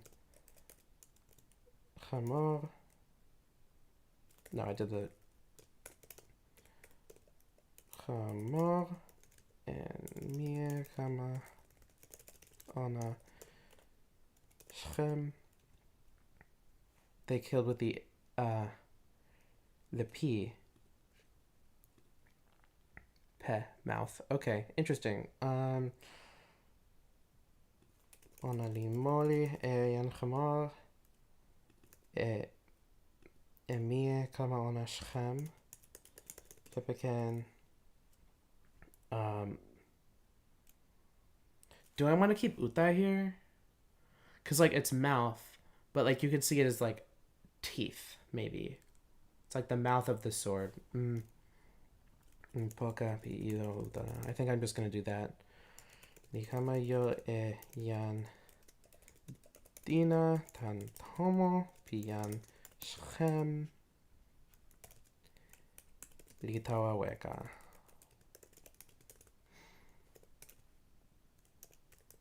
Mi kama pi yan ya akov li kama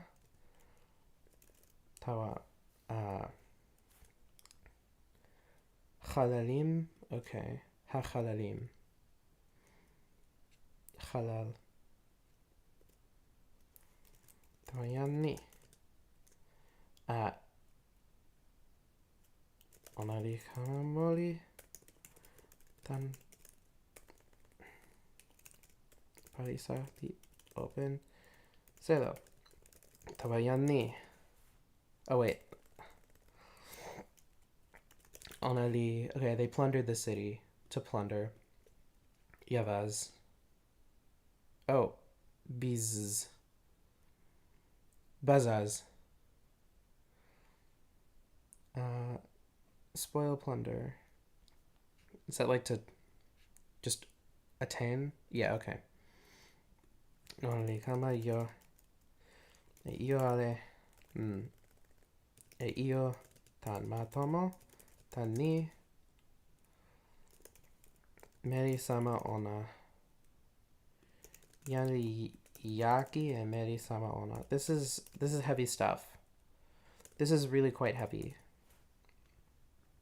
This is very heavy. Very heavy stuff.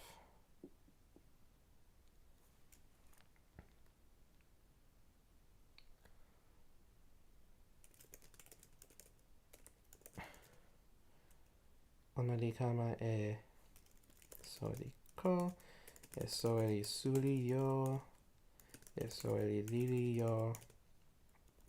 E ale pima tomo. E ale pima kasi.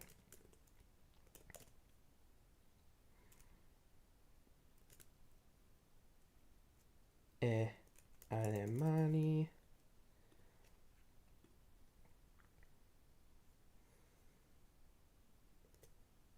Okay.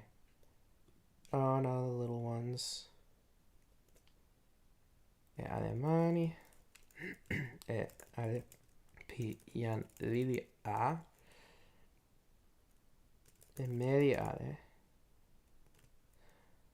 They could captive. Onari. Kama yo e alemani. All the wealth and all the little ones and all the wives they took captive. Onari kama yo riweka e mani. Okay, I'm gonna say weka e because to plunder I think is more weka than kamayo, right? But to take captive is shavu. Shava, okay.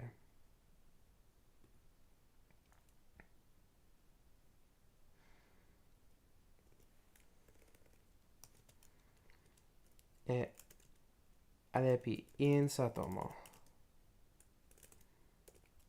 Okay, Jacob's gonna tell him off for this.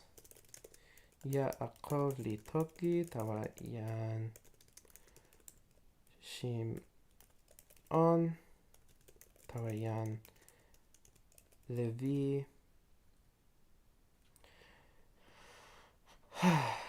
I think that the moral of this story is what Jacob's saying right now, which is, why did you do this? This is awful. Achar. Sinakama ike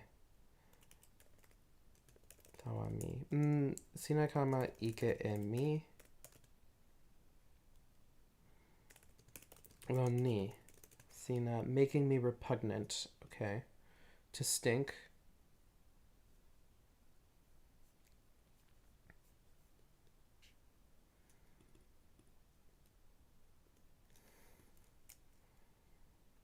Kamayaki and me.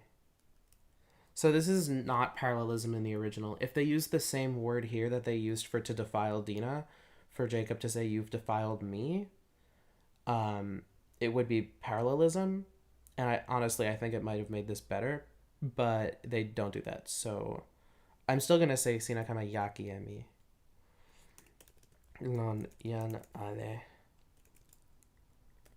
ni onali lon mami.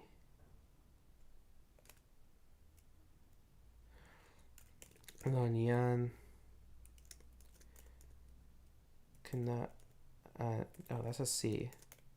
Kana ani lon yan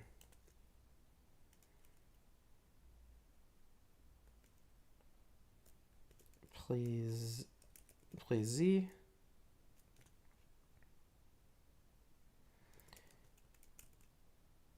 mi lili lon nanpa mi lili nanpa onali. Okay, nifal to unite. Is it like to gather? Yeah, onali kama wan.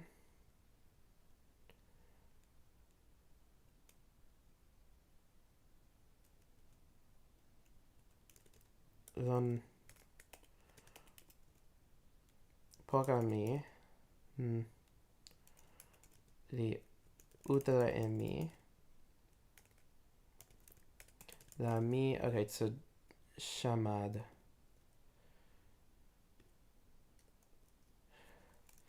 la mi kama pakara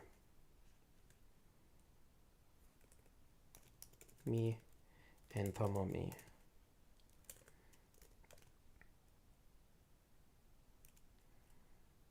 Onali toki. How's this the end of the chapter? This is like a prostitute.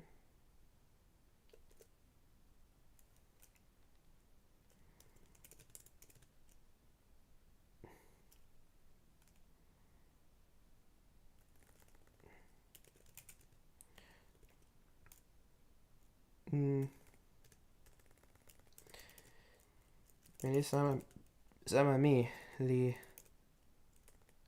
meli pi esun unpa tawa ona tanseme. Okay, 31. And now we get to move the fuck on.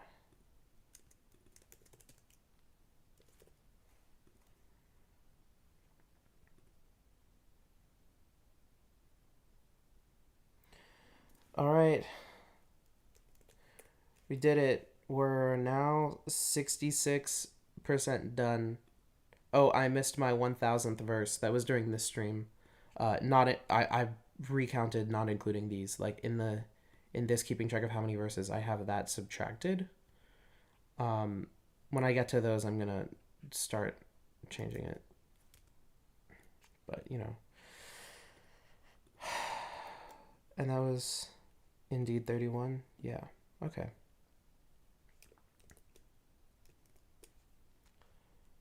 So 85. So Elohim, Toki Tawayan Yaakov, Kama Sewi, Otawa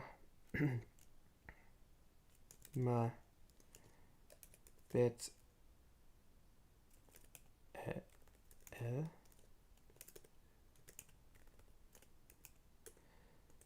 Okay, yeah, that's how I've been doing it. One word. I should really go back to the names and see which ones have dashes in them, because if I want to make it consistent with this one, I really should be doing that, you know? Um, some of them get like fully squished together, some of them get a dash. Maybe what I want to do is I want to have literally a dash in the names that have dashes in Hebrew. So I'll have to think about that. The Awen Mani.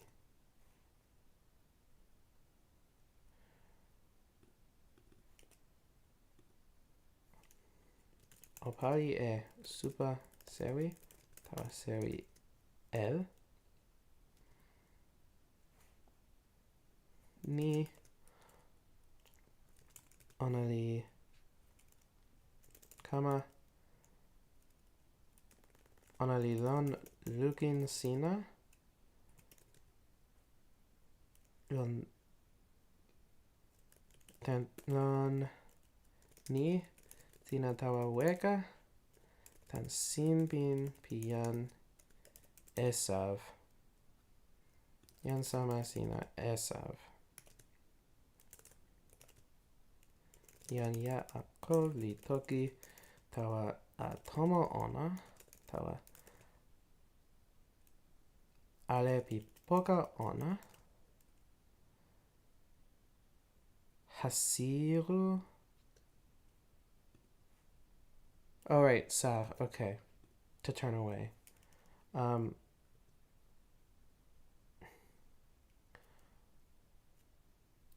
Oweka tan. So this is like to turn away, to make turn away. So I'm gonna say like yeah, weka works fine. Okay. Sewi sina.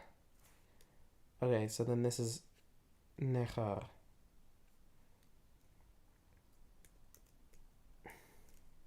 Pi ma weka nasa. Ni onali lon sina. So he's saying, put away your foreign gods. Sewi is sina. Wait. Purify yourselves. Ataher? And then hitpa'el. It's like purify oneself. Ceremonially. How? How are we purifying? With water?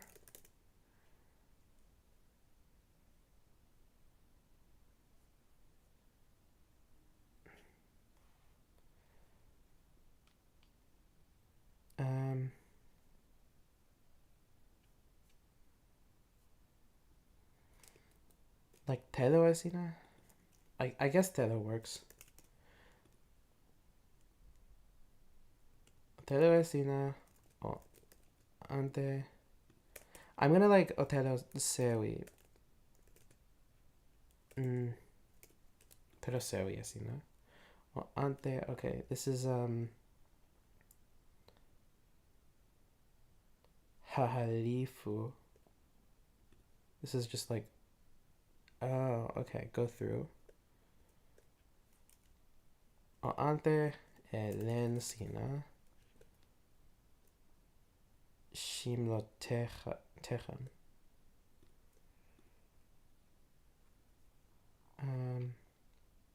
Wrapper, mantle. Okay, so this is not the typical word for clothing. Loose sleeveless cloak or shawl worn especially by women. Okay? Ante len sina. Len works fine. Mi okama sewi. Otawa ma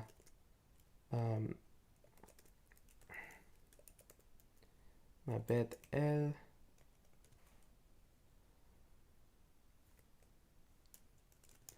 Mi pali. E super sewi lon mani tawa sewi el. Ni. Onari. Toki e sona pona. Tawa mi. Zon. Suno. Pi. Pirin ike mi. Li awen. Lon mi. Lon nasin ni. Mi tawa lon ona. Great, great. Okay.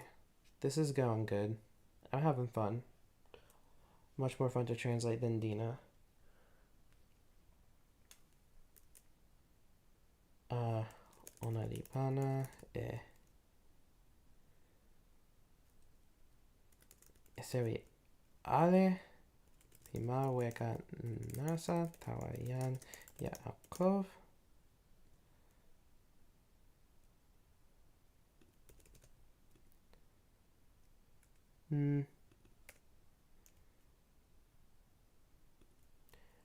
I think instead of that are in their hands, I'm just going to say tan luka ona, like from their hands, right? The earrings. Okay, so this sign here makes me think of oz, which means ear, I'm pretty sure. So is this related to that? Nezem. It might be. Earring, ornament of men and women. Esige kute sina. Oh, because they're on their ears. Esige ni onarilon kute ona. Yan ya ako li. Okay, to hide. Yitmon. Taman is to hide, conceal. Okay, so then e ona lon anpa. Okay, this is small Southern European. Oh, turpentine. Okay. Anpa pi kasi ni ona lon poka pi ma Shchem. And is this the place Shchem?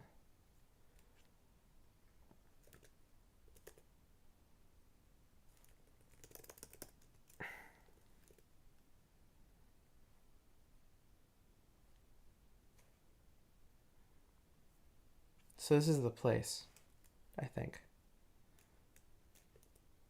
Oh, hi there.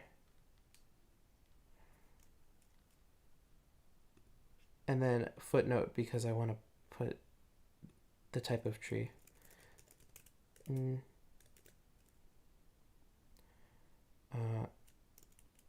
Kure?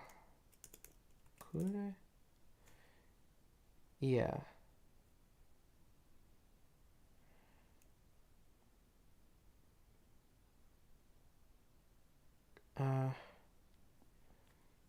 But where is the one?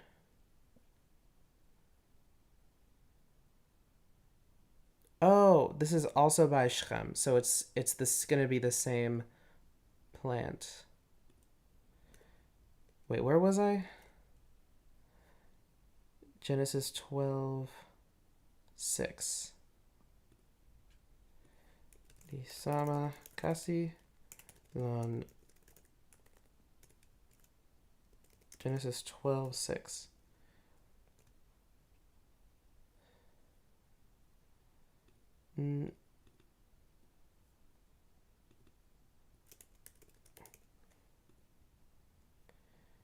Kasi ni di kasi sama.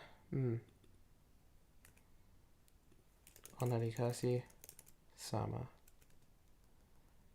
So this is the tree that's near Shechem, which has already been referenced before. So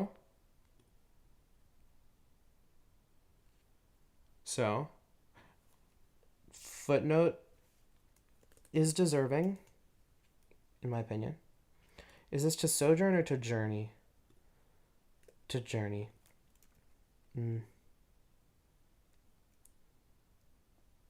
Onaritawa. Oh, we get an etnakta over the first verb. That doesn't happen super often, but it does happen sometimes.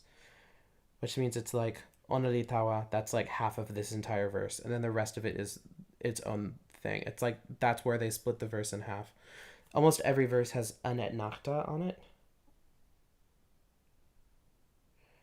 I'm not transliterating any names because I think keeping them in the original Hebrew is the best of all worlds because people can choose to tokiponize them however they want, and also people know who's who, and there's no reason to tokiponize names, I think, in Tokipona like ever.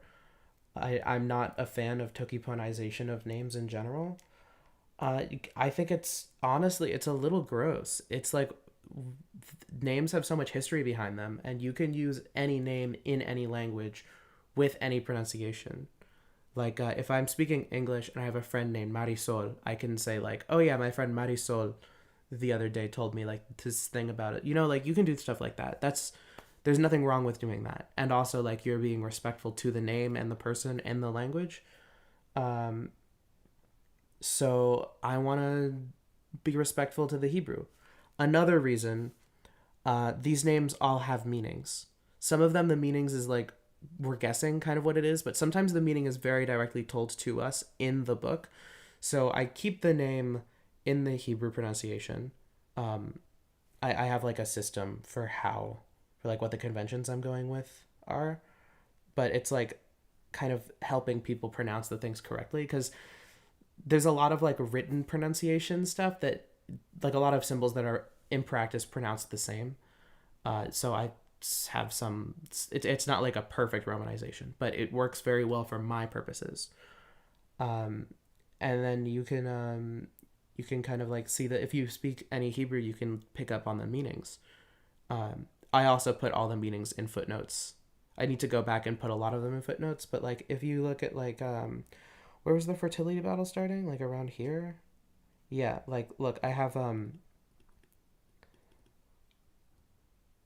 all of these footnotes talking about the meanings behind the names. Because in these verses it says why they name them the names, right? Like God, for example. Let's see if this one's any good. Um, so Leah says, "This is very good."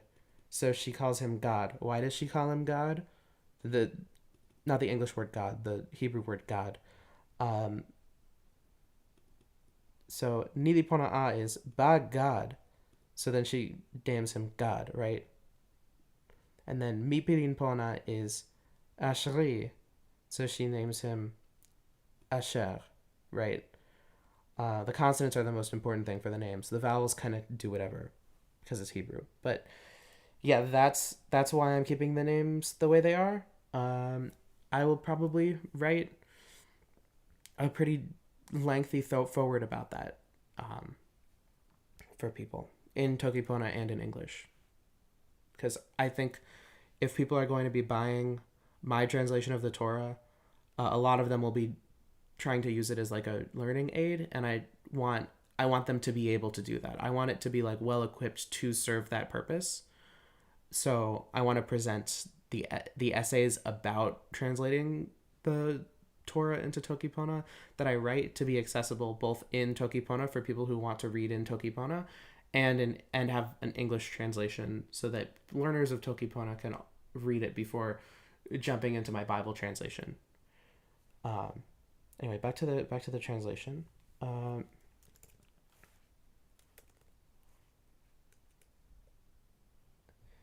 Chitat.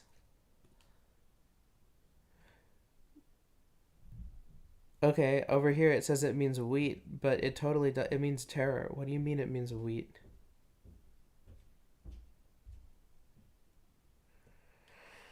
Okay. Um, meaning meaning Ike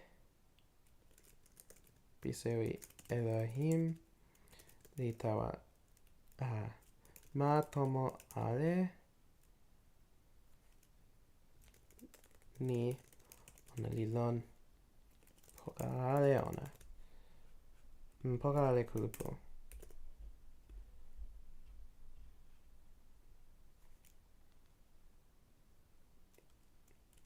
Onali. Okay, pursue after. Radaf. Onali. Alasa ala ampa. E. Yan kama piyan. Ya akov. Ban monsuta. Yeah, that's another. I don't think I've used monsuta in this translation. I have not. Would you look at that? I don't know. It's weird because like there's some words that I've over the past like in the past I've tried not to use intentionally to see if I would be able to speak Toki Pona without using them. Like Kipisi is a good example. I feel like I've gotten pretty far with that and I don't use it anymore at all. But then also Matsuta is like the one word that I found myself just not using at all without thinking about it. It's just it left my vocabulary. Because like fear is just a type of pirinike, right? It's like an anticipatory pirinike. It's like io pokari ken utara mi seme. You know, like mio utara anu seme, mio tawa anu seme, mio awen lon mani o tawa ala anu seme. Right? Like how do I respond to this type of pirinike, right? I don't think that we need a word for it, you know? Anyway. Yan ya akov li kama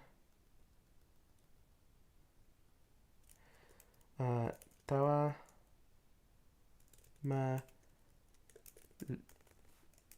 lose. What does lose mean?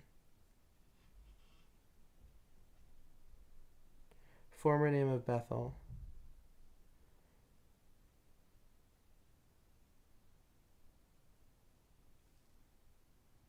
Huh.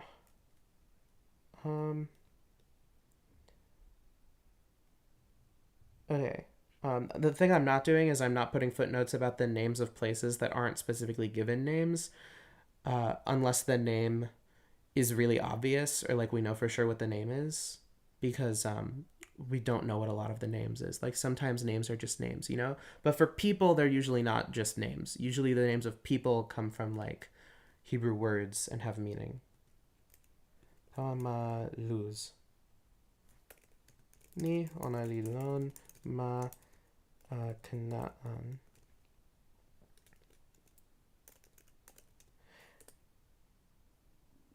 Okay, this is weird because in Genesis 10, do they spell it differently in the Hebrew or am I just doing it wrong? They do just spell it differently. Huh. Okay. No worries. Because in my romanizations, I'm keeping the original Hebrew spellings consistent for what they are in the verses. And sometimes they'll just spell people's names wrong, especially at the end of like a phrase or a verse, or like at nocta, which is the middle of the verse.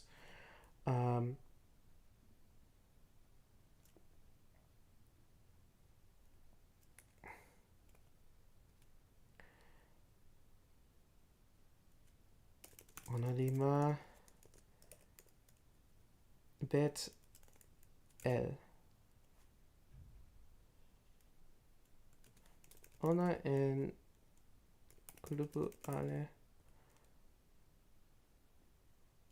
poka ona. Okay, so that part.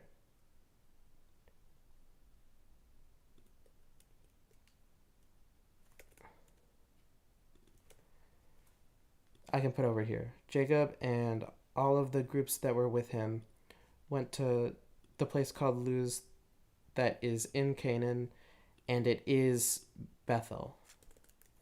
Great.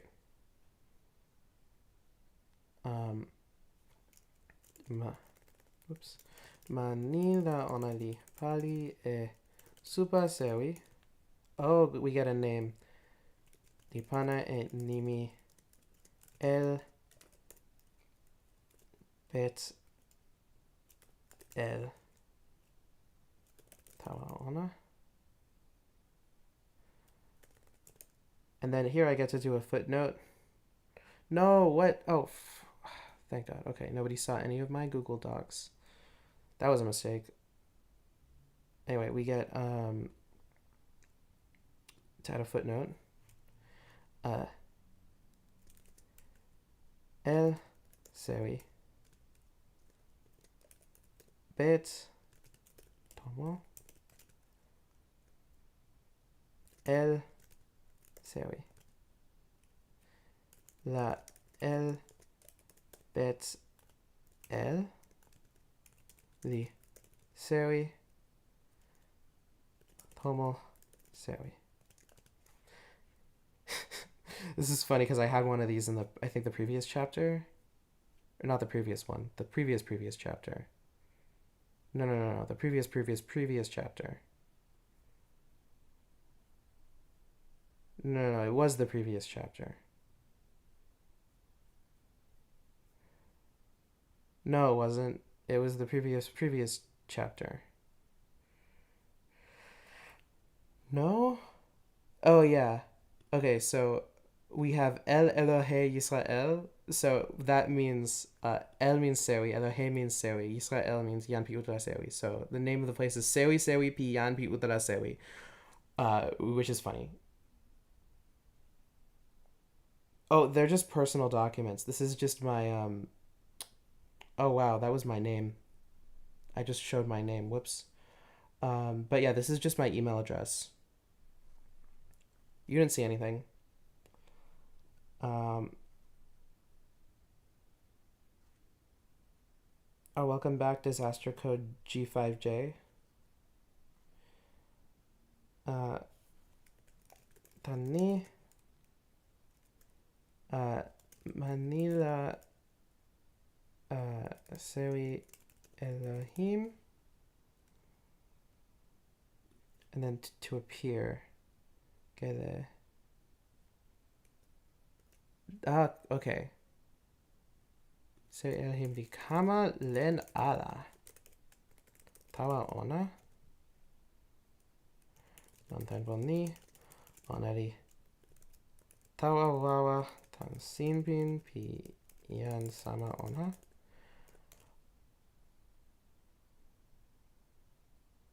Okay, is this the first time we're hearing about Deborah? Yan Devora?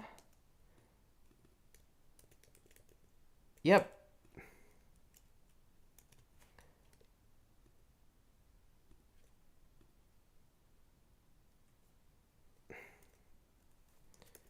Meripari Yan Rivka Limori. Yan Lipana es cielo ona. Tawa Anpa. Hold on. Because the turpentine tree is where? The turpentine tree is in 4, and that's, whoops, alon. Ha-alon. But if we go back up to verse 4, it's not going to be the same, is it?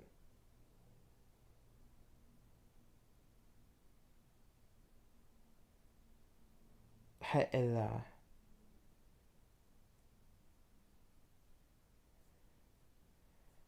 Okay, so I'm pretty sure it's not the same tree.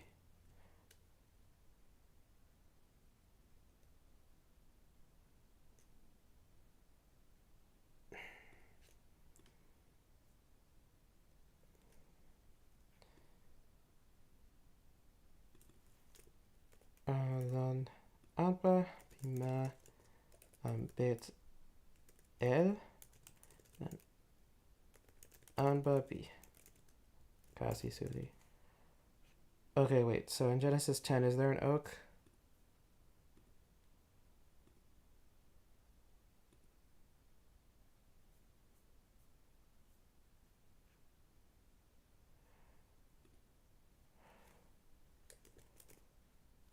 No, there's not. Okay. Let's go back to 35.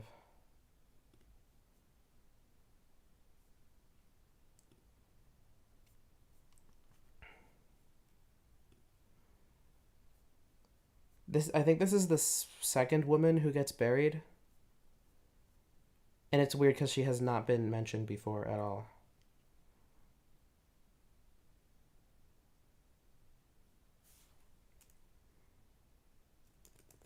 Nimi Pikasi ni li alon bachut. Okay, but why? Where's the bachut coming from? Oak of weeping. Where's bachut?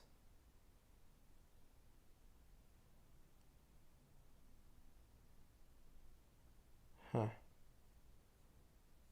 I guess there is no bachut.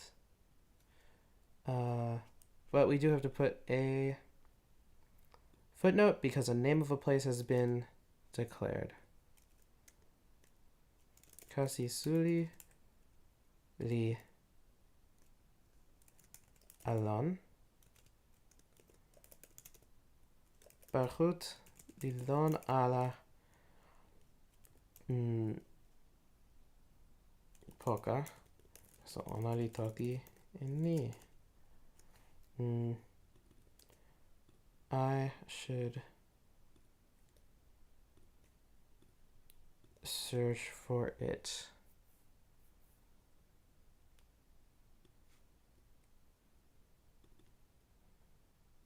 Oh no, this is gonna be difficult.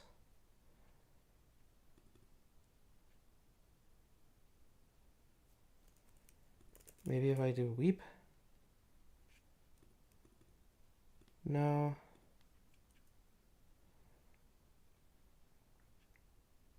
Oh, baka. Okay. Baka.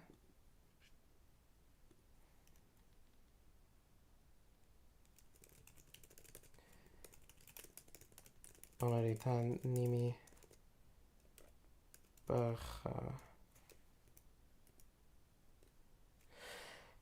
Oh, they both get kametsim.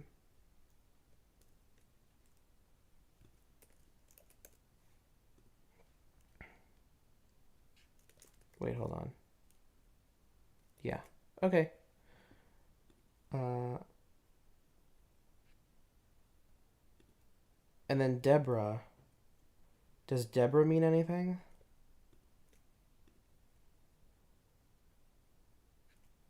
Oh, it's usually spelled like that. Deborah.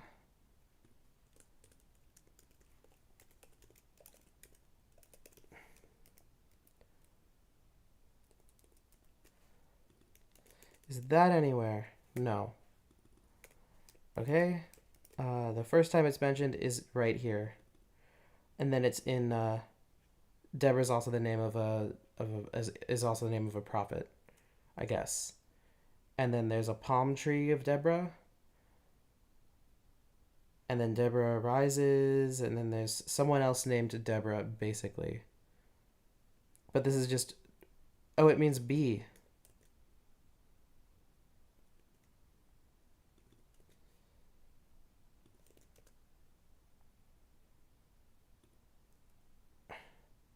Dvorim. Oh, Dvora means bee. Oh, okay.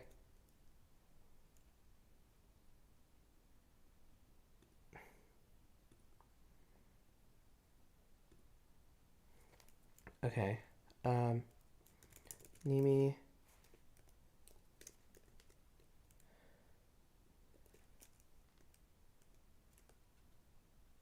Nimi. Dvora. Itagie. Pipi ni onari hari e kosui. So her name is B. That's nice. If you ever meet an old lady named Deborah, her name means bee. And it also means swarm of bees in Aramaic and Syriac. But in Hebrew, it's singular. it seems. Oh, and it's from dabar, which is to speak. Really?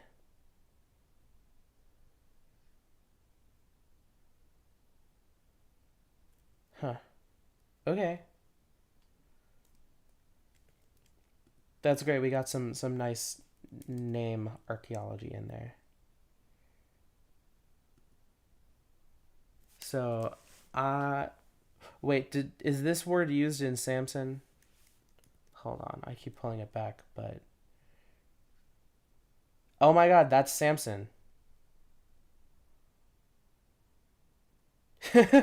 Swarm of bees, swarm of Deborah. Oh my god. Yeah, yeah. That's funny. And it's also used in this psalm. They surrounded like bees were quenching with our thorns for the name of Adonai. Surely I will destroy them. Okay. And then also in Samuel.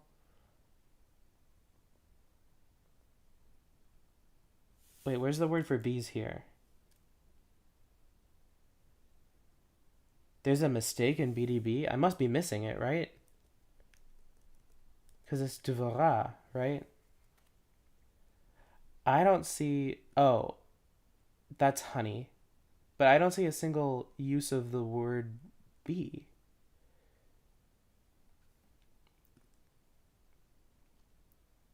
Oh, Dvoro.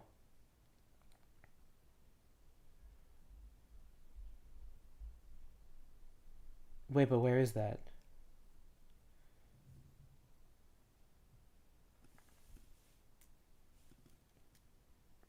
Oh, no, no, no. Okay, so it's used for honey, but it's like the same word. So like the sometimes Hebrew does the thing where you use a word and it means something different. Other languages do this as well. I think I'm confident enough with this verse to move on to verse 9. Okay. So we Elohim the Kamatawa Lukin Piyan Yaakov Hikamasin Tawalukin Piyan Yaakov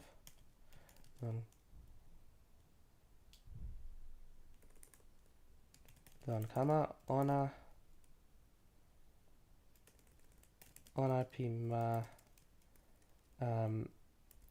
Padan Aram Disewi Eona. God will not stop blessing prophets. Shaking my head. Like, stop it.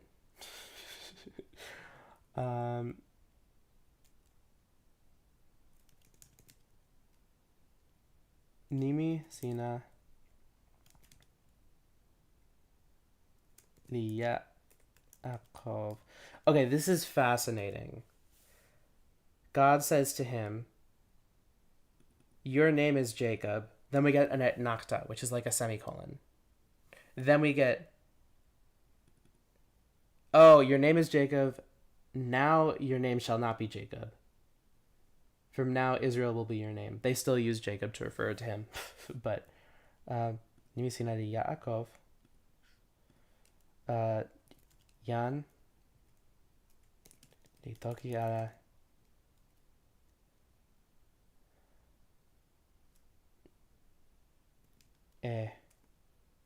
Yaakov. Tawan Nimi Sina. Don tempo kama. Tani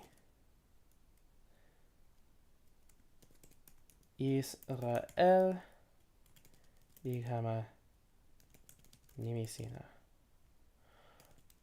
Onali Pana and Nimi Israel Tawana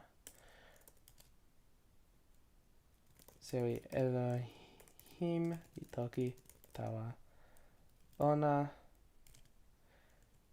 Mi Seri El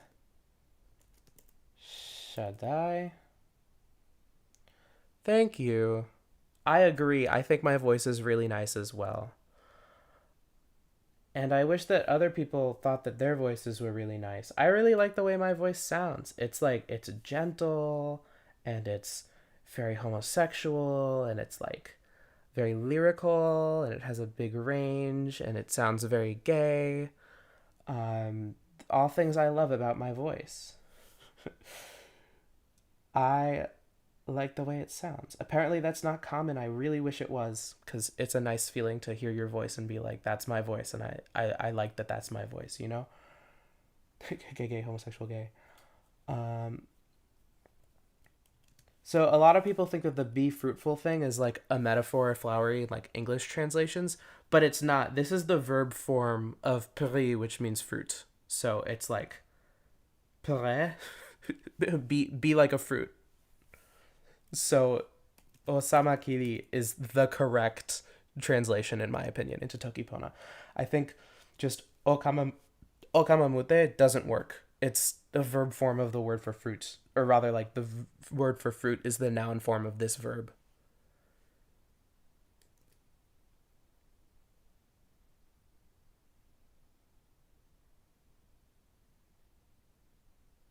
Your voice is your power. What are you without it? Socrates, get off my keyboard. Osamakiri, okamamute. I'm gonna put a comma here because that's a conjunctive, and then we have a disjunctive. So then a nation and a company of nations.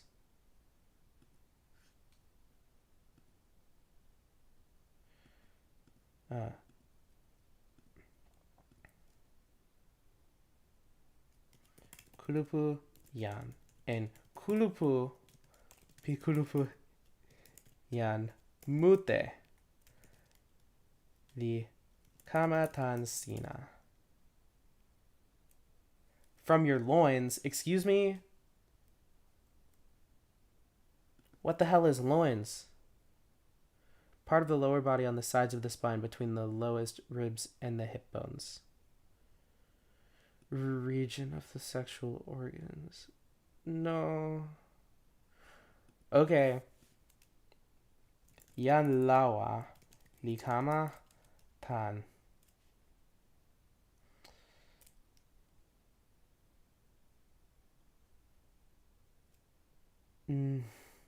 Tan like, should I say like ma umpa pisielo sina, like the place in your body of sex?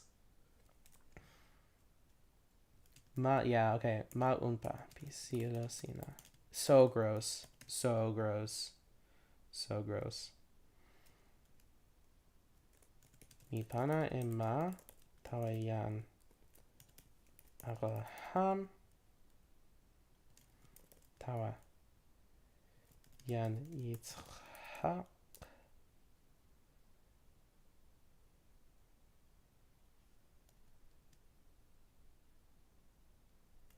la mi pana tawasina tawakama sina lon pini sina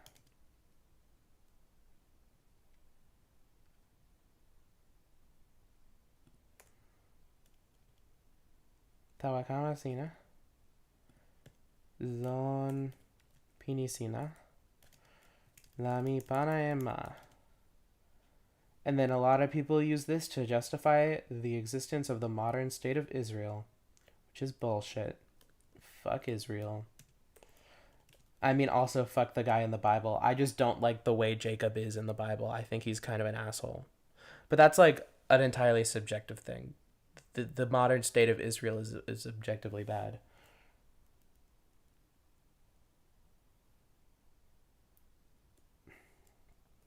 Sewi Elohim li tawa sewi tan ona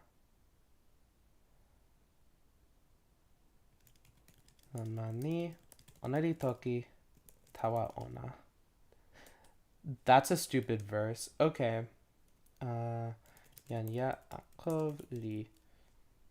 Okay, Yetzav. What's this one again? Hmm.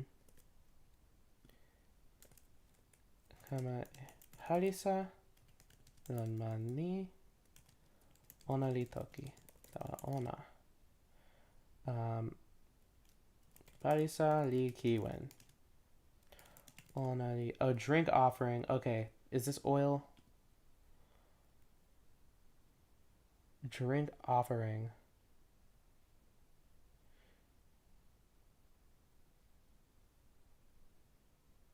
I guess terasewi.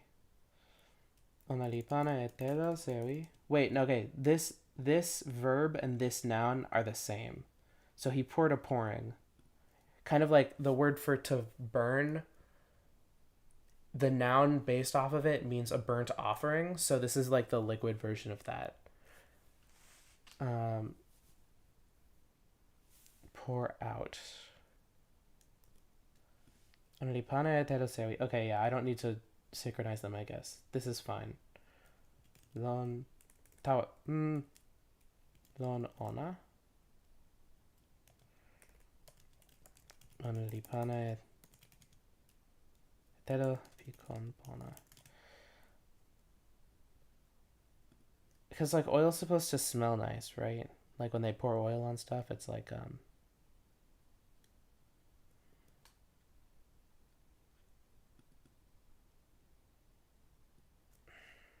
have I done oil in the past? Because I want to see if I like my past translation. Oh, I've never translated this word before. Oh no, I have. 2818. Let's go on a field trip, guys. Okay,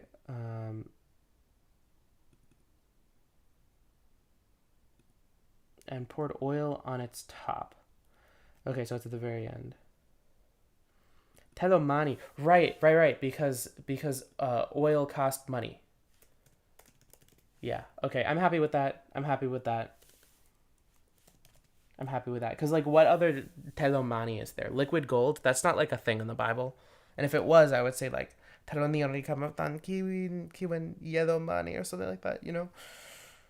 Because it's like kind of weird. But over here, this is like the most expensive liquid you can buy is like an oil that you can pour on something. You know, like. Yan Yaakov ipana en nimi ni tawama.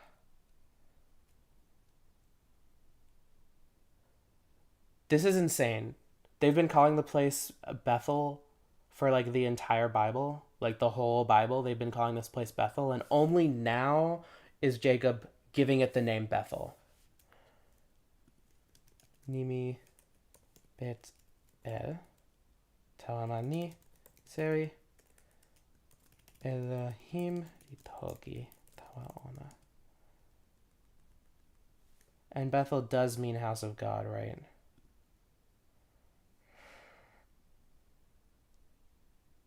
Yep.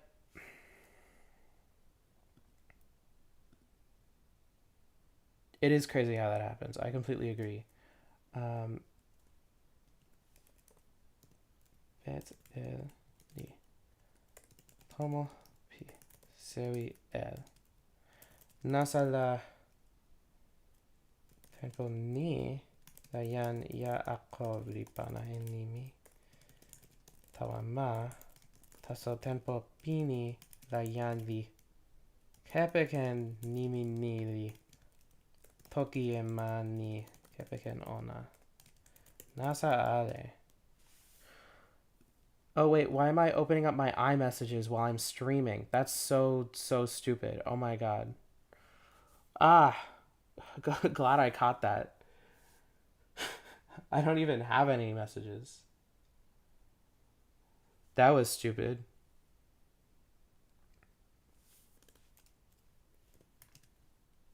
Anyway, this whole thing is stupid because they were already calling it Bethel.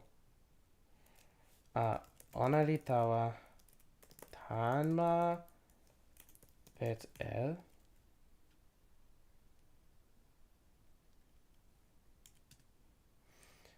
Ma Kivrat Kavar. Mm, ma lilikin lilon ta tawa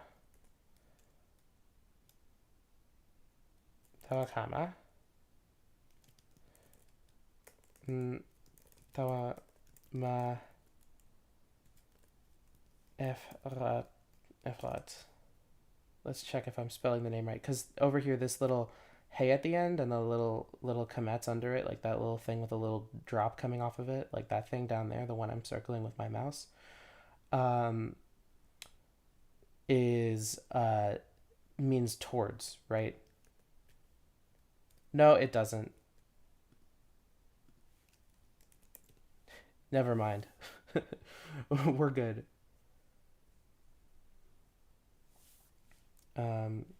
Jan Rachel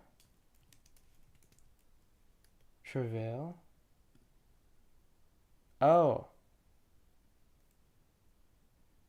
this is Genesis 25, right?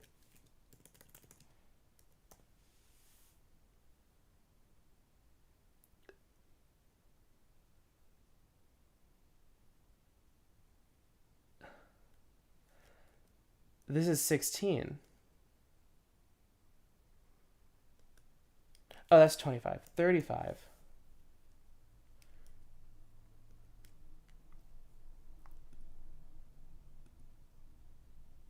Bear, bring forth.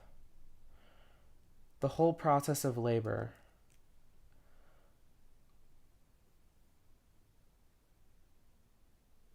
Okay, so she's pregnant with Benjamin right now.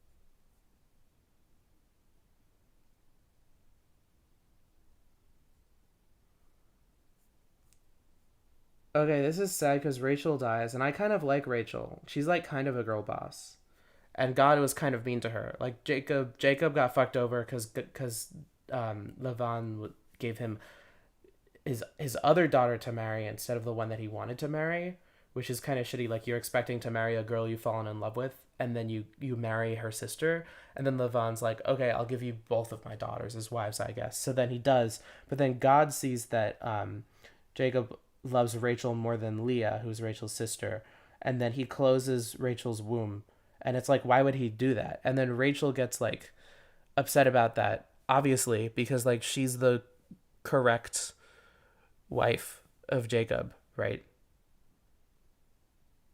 Anyway, Yana Rachel,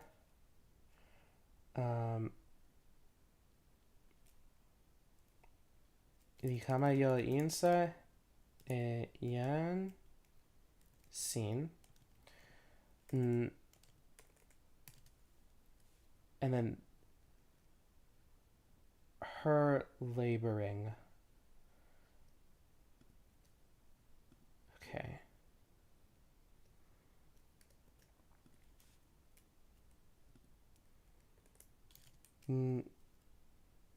Yo insa onaliwide e wawa mute.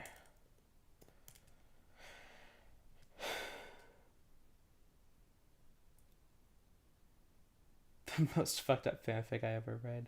Yep, correct. Onali, when she was hard in labor, yo insa onali wile a wawa ona la me mialedet.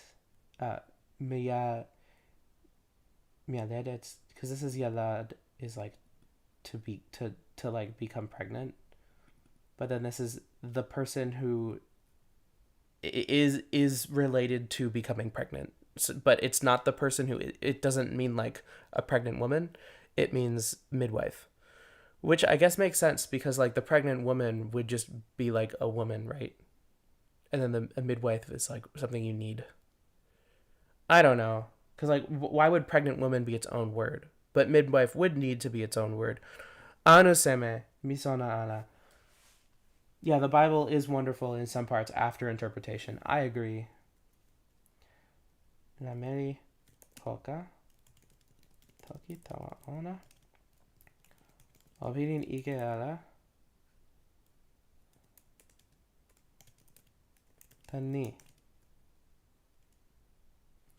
Nikin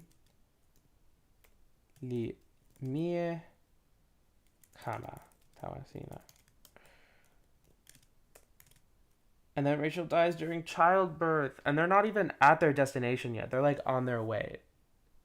But like she's already given birth to Benjamin. Right? Oh no, this is when she gives birth to Benjamin. Never mind. This is when she gives birth to Benjamin. But then also like Genesis 37 is supposed to happen before this because Benjamin isn't around at that time. Anyway. Um, Con ona li tawa weka na ona li moli.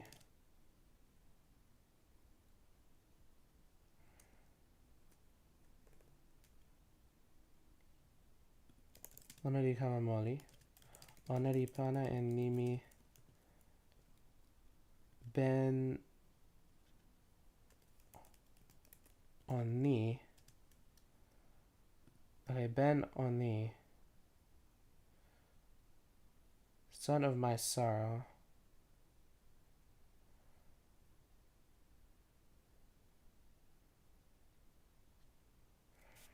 And Aven.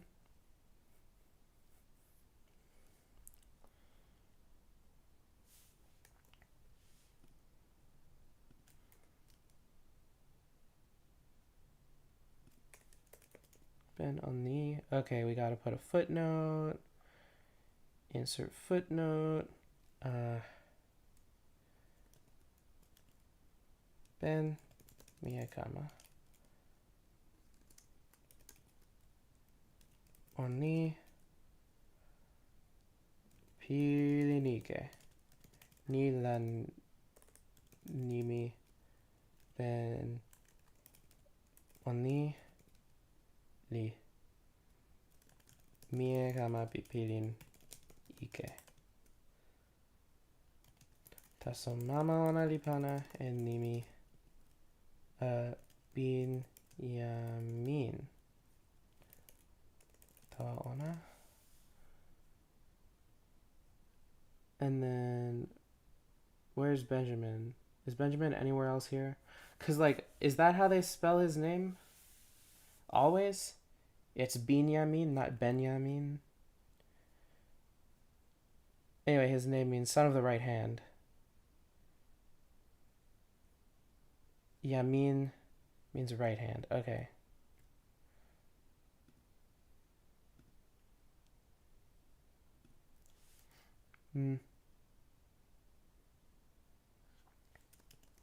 Bin Miyakama.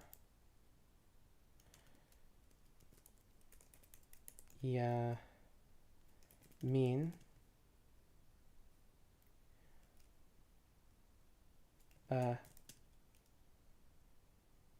Luca Poca. I'm totally fine for the entire Bible ignoring the right hand, left hand symbolism. Because I think it's weird and Toki Pona can't really do it super well. Oh well. No.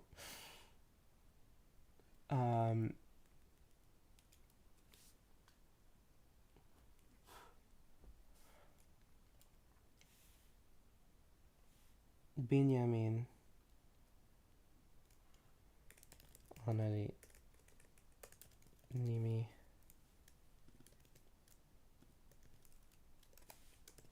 Li.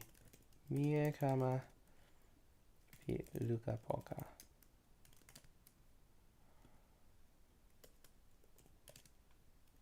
Ian Rachel li Moli.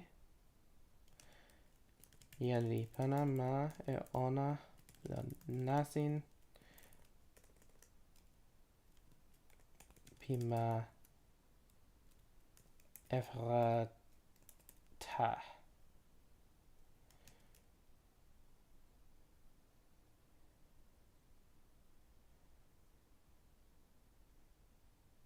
Onali ma bit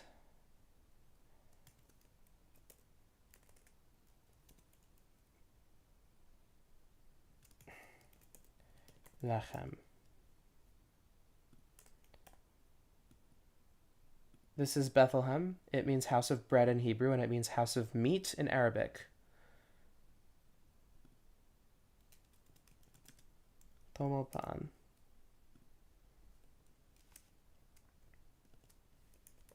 Bit tomo.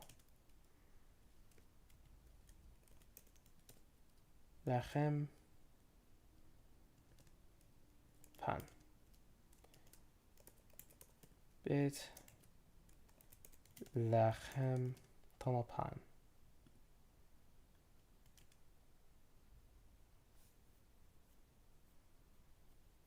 Ha, red player 4821 does not know about left-handed people. Okay, so is Ephrata Bethlehem, or is the place where Rachel is buried Bethlehem? I guess we'll find out.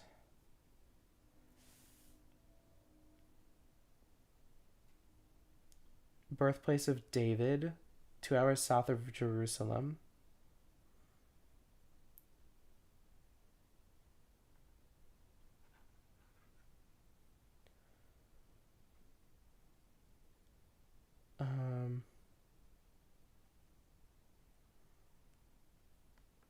Okay.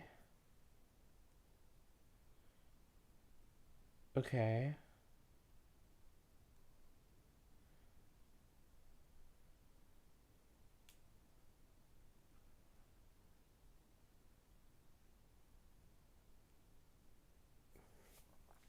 Okay. 3519. 3519. Hold on. Did I put the last chapter? I did. Okay, 31. I'm on 19. I should put this in here too. Because now I can see how far I am. Oh, I'm above 666. I'm officially 2/3 done translating the Bible. No proofreading. Not including verses that I'm planning on retranslating entirely. Ooh, yippee! I wonder how far I am if you do include those. Like if you get rid of this.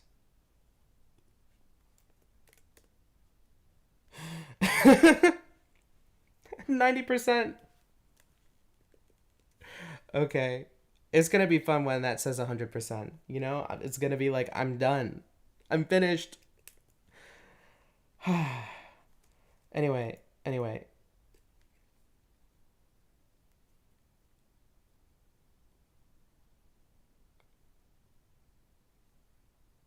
Okay, but none of these say if this is Bethlehem.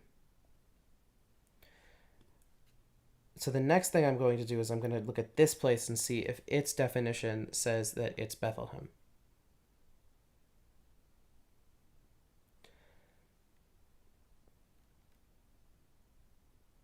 Oh, a name of Bethlehem. Oh, okay. If it's used to describe Bethlehem in Ruth,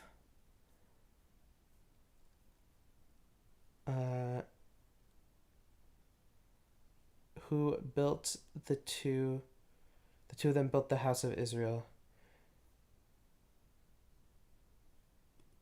Okay.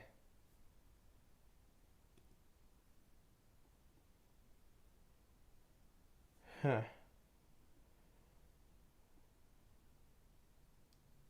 So then that's parallelism in Ruth.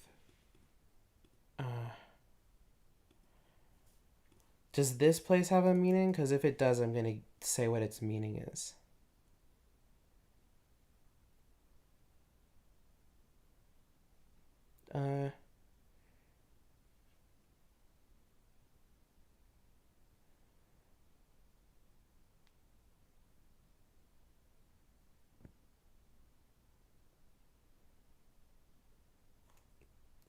Yeah, okay. No idea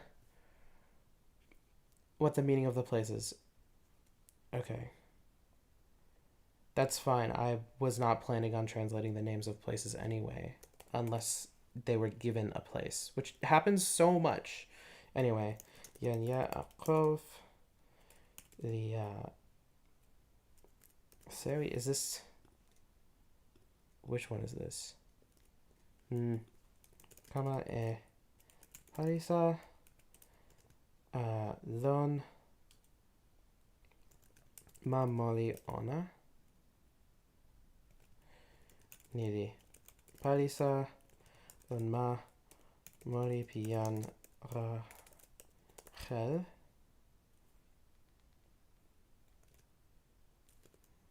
Tawa Sona Ni. So her grave still remains to this day, and she's still buried there. Which means according to the Bible, she's not buried in the double cave, which is the cave of patriarchs. The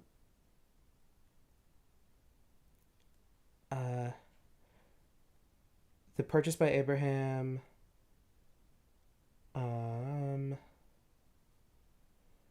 Byzantines, Muslim cars. Okay, but who's born there? Who's buried there? Oh, okay, so Rachel is not buried there, but Jacob and Leah are buried there together. And some Jews believe that Jacob's other two wives, who were slaves, were also buried there, but I don't think it's in the Bible itself.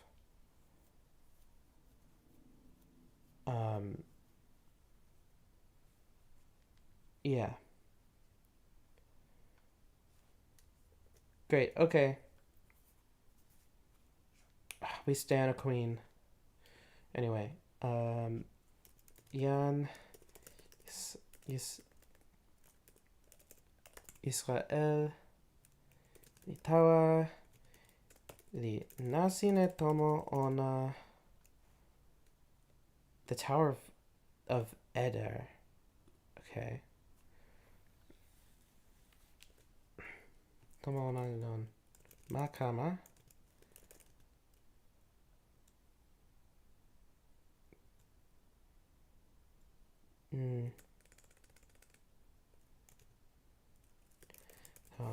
And then Flock Tower.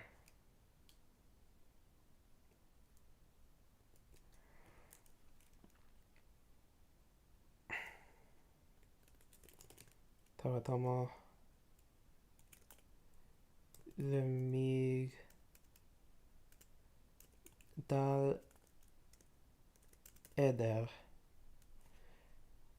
And then this one, I think, gets a footnote because it means flock tower. Migdal means tower. Oh, we don't actually need the there because that's two.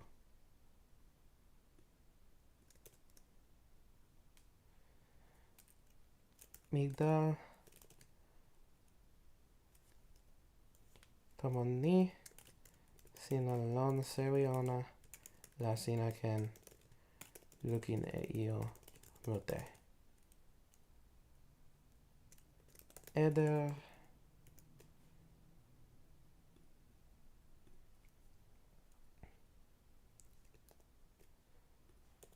Kurupusoedi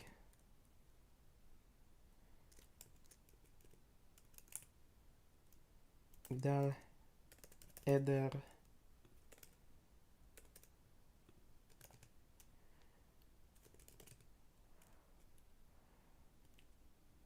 Tomopi Kurupu Soedi. Yeah. Okay. 22. Yan is el awen lon ma ni la. No. No. Oh no.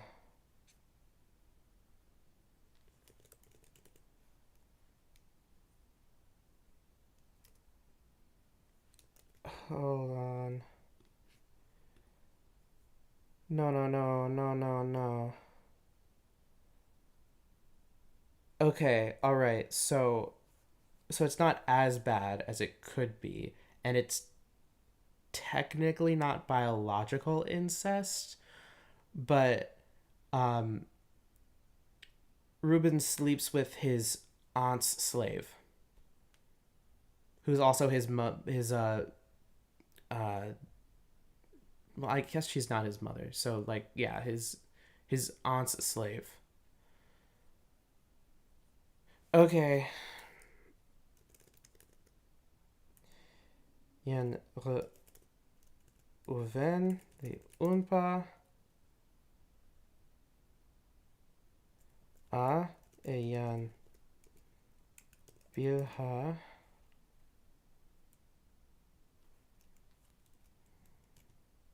many pali unpa pimama. Okay, wait. So is a concubine like a job, or is it like just? I'm gonna get rid of the pali.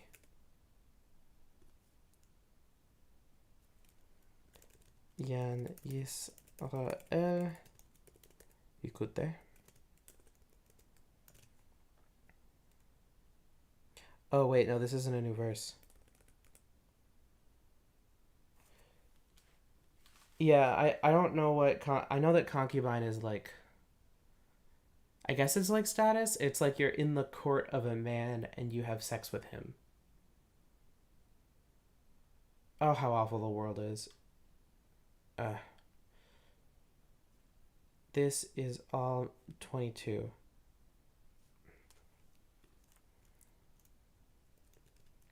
Yan kama piyan ya akov li luka tutu. No, just luka tu actually. Okay, I don't know why I said luka tutu. Oh no, it's luka luka tu. That's why. Okay, 23. Yan kama piyan le a li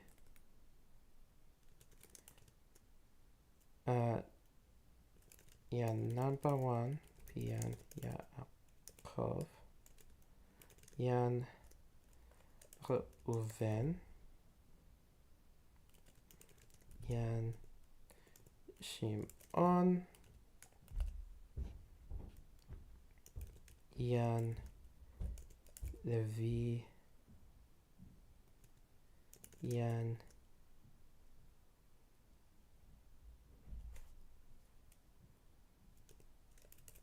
Yehuda.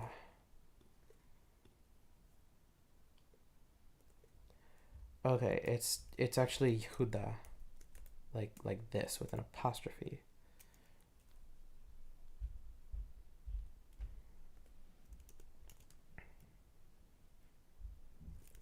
Yan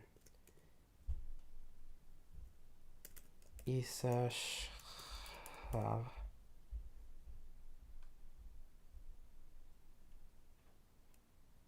Why did I put WH?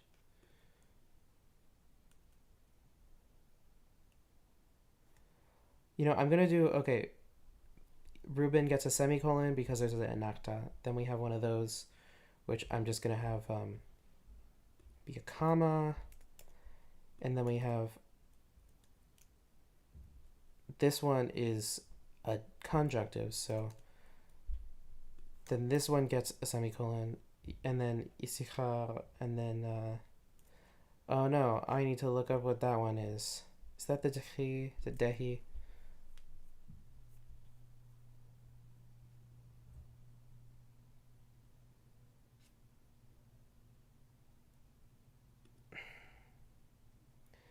Because, like, the Dehi looks very similar to a different one, but it's like, yeah, it looks like this one.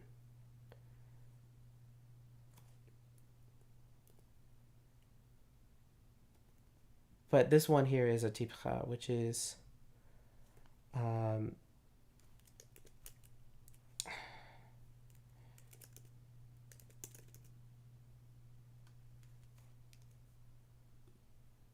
um,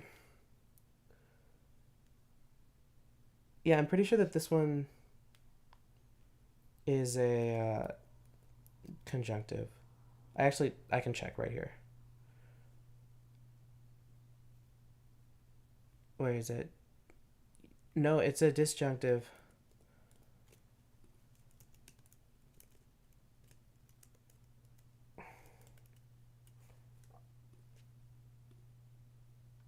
Zvulun.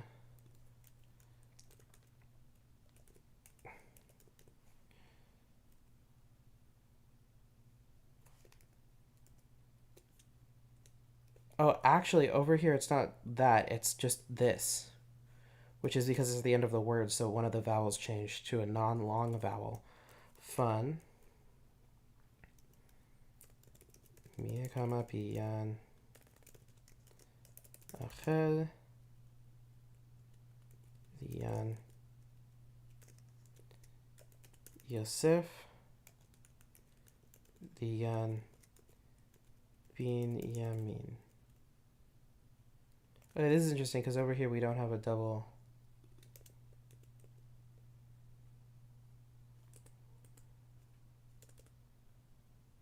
But we have it over here. So it's spelled a little different, but, you know, sometimes names are spelled differently.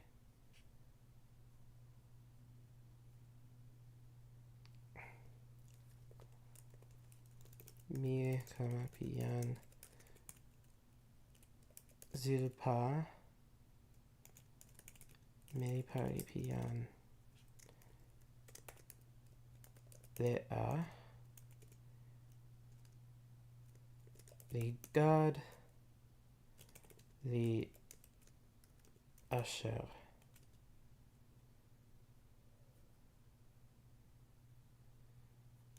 Nearly. Hold on, wait. Where's Bilha over here? Oh, maybe Bilha bore them in a different place. Nearly. Mia piyan Yaakov. Mia ni piyan Yaakov. Ona dikama taba ona. Lon ma padan Aram. Okay, Isaac dies. Wow, okay. Yan Yaakov kama tawa yan Yitzchak. Mama ona Yitzchak. Lon ma mamore. So is that a long vowel or no?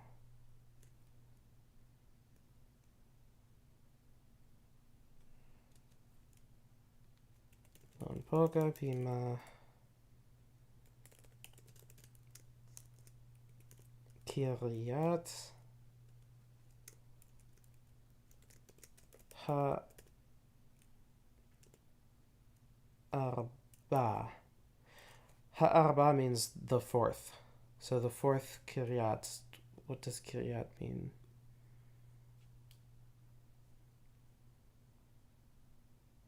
Fourfold city.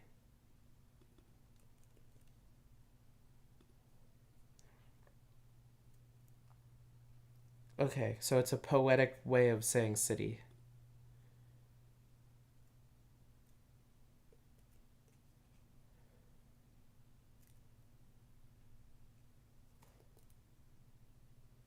Ni onali ma Hebron.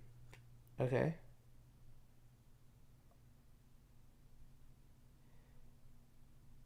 So this is it is Hebron.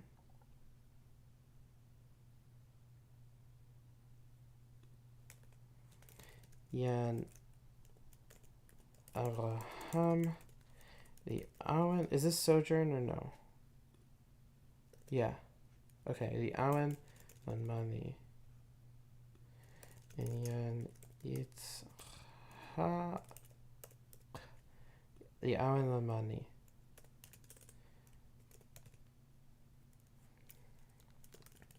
Temple pi yan yitzhak. The 180 fucking years. Wow.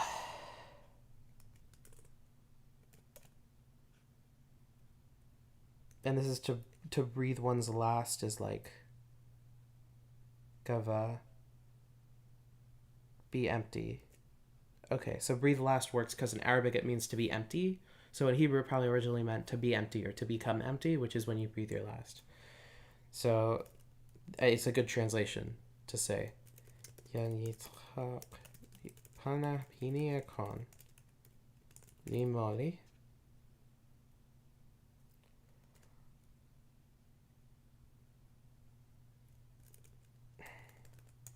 ikama tawa kulubu ona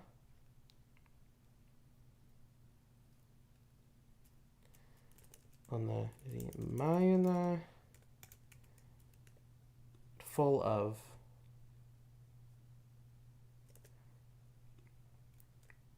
the Yopona temple.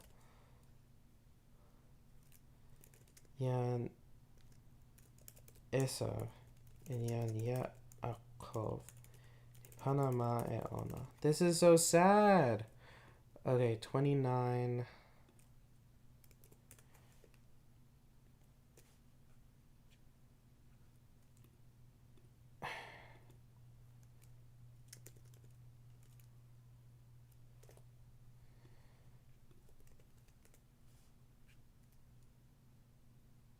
Oh wait, I mistranslated it.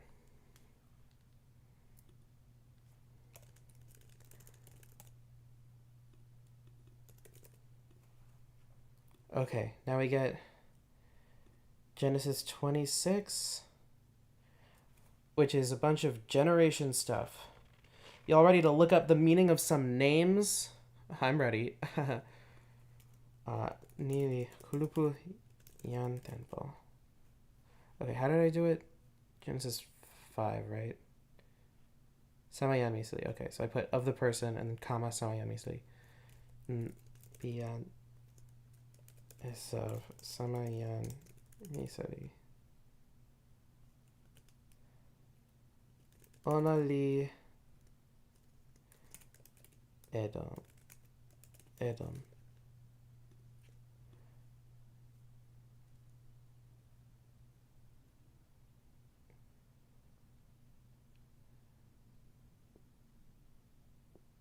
It's the name of a condiment.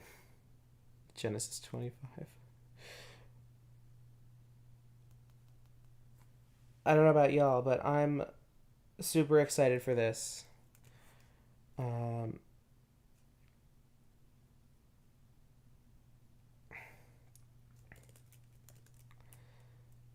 Yan Esav Nikama Yo Meli Ona Tan Meli Kama Pi Yan Kanaan. Okay, this is so weird because look. Over here, the first A is long. The first time it shows up, the first A is long. First day. Okay, and maybe it is just the first day most of the time, and then. Never mind. We're good. It's not too weird. Oh, Yana. Oh, hi Kara Asi. Yeah, this is. I think it is acceptable to have a Jan Misili reference in my Bible translation because the idea of a generation being Kulupu Yan Tempo from a Jan Misili song is like a part of the culture of Toki Pona speakers. So it works, I think. So I've been doing it consistently. Nobody can stop me. If somebody wants to make a different Bible translation, go ahead. This is taking me forever. I'm 2/3 done with just Genesis. I have all of these other books to do. Look at how many verses per other book I have. Um, yeah, overall, I consider this project to be very impressive. This project that I'm working on. Look how impressive this is. Do you see this? This is one chapter. Look at all the footnotes. Whoops. Look at all the footnotes. So many footnotes. Okay. Um, yeah, anyway. Anyway, where was I?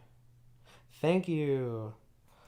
If you include these chapters that I have already translated before, I'm over 90% done. But I'm going to be retranslating all of these because I originally translated them a year ago when my Hebrew was less good than it is now. Um, and I submitted all of them already to the Bible translation project. So I don't want to like just take what I've already submitted to them. I want to redo it, you know? Because it's theirs. I gave it to them. So I can't just like be like, "Oh yeah, it's still mine." Especially because a lot of these two chapters, these ones, have been proofread by people on that project, and I don't want their proofreaders to be contributing to my project without me like asking them to proofread specifically for my project, because I think that like they offered their labor to a group project that is not led by me. That does not mean that I can just take their labor and say that it's for my project, you know? Anyway, back to names. Um,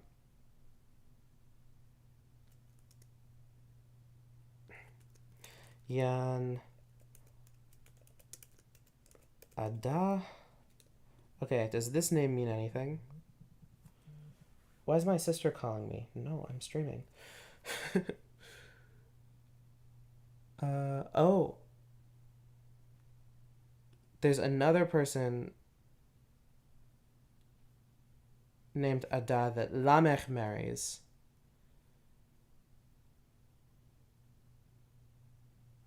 It means ornament. If I look up ornament, will it give me... Yes. Okay. Awesome. So this is just the feminine of ornament. So that's her name. I get to put in the meaning of the name in a footnote.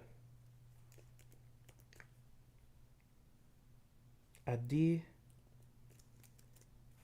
How is it? Okay. Adi. Kulupu bi ian nama konni. Ian lipanayona, lon tomo, lon sedo, lon len, lon iante. Nilitandimi. Okay. That's the origin of this name. So I'm going to be doing this with all of the names.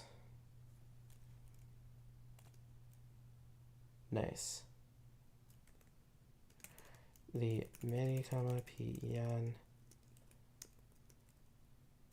Elon. I think this is the etymology of Elon Musk's name. Let's look at what it means. Equals ID.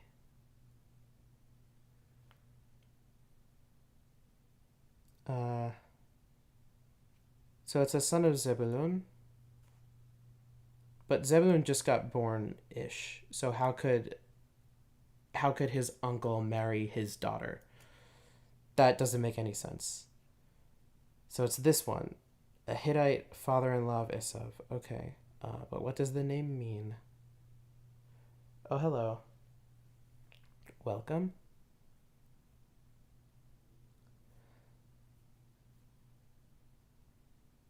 Oak Grove. So if I put oak, is that going to be similar? Oh, yeah, okay. Adon. Yeah. Okay. His name means oak. Great, perfect. This is going to be one of those chapters where the footnote goes like up to here on the page. It's going to be awesome. I'm so excited.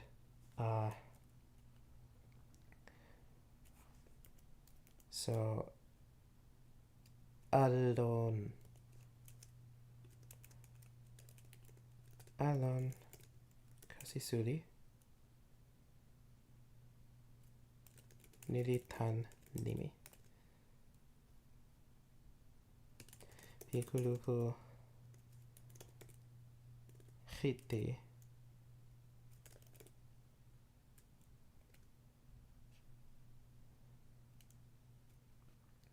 Yan. Ahali. Vama. Okay, every single one of those vowels is a long vowel. Oh, except for this one, which is actually a chatef patach, which means it's that. Yeah. Okay, so it's weird because this is wait a minute. No omi. Oh, what's the rule about hold on.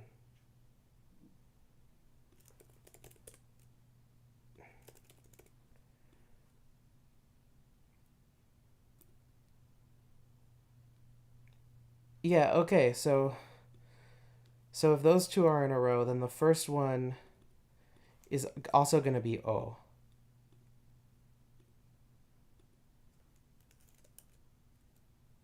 So it's going to be O.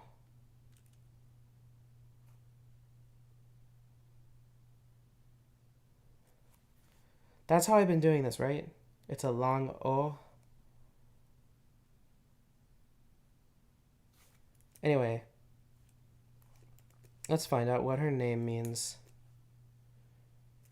That's not what her name is. Let's find out what her name means. Yeah, okay. Oh, yeah. Yeah. Tent of high places. The tent of the high place. Okay. No. Command option F.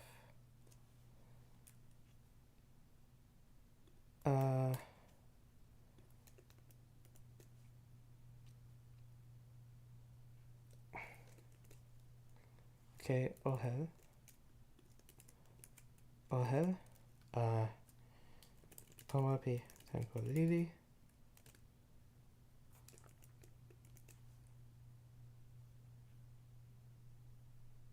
And then Bama.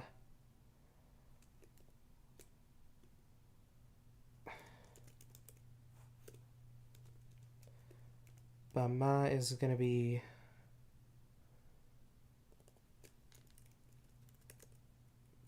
Masewi.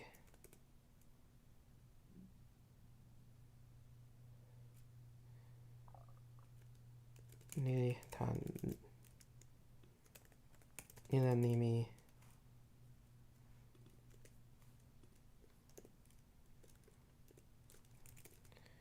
Toki. Tomo. Pi Tanko Lili. Bima Sewi.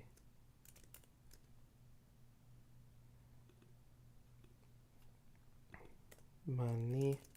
I'm gonna say mani on a lisewi lompoka bima ante because like if I say masewi and it's the Bible, like how is that not heaven, right?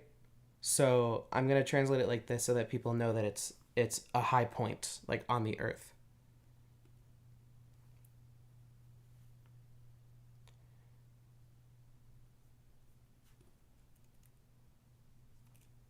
Limeli kama piyan anna. And then this guy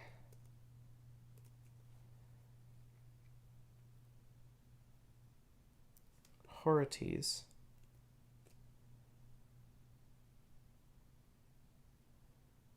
Hachari. Wait, what? It's read this?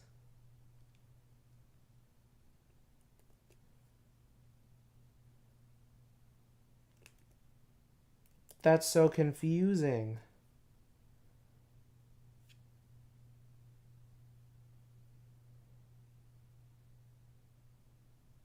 Um.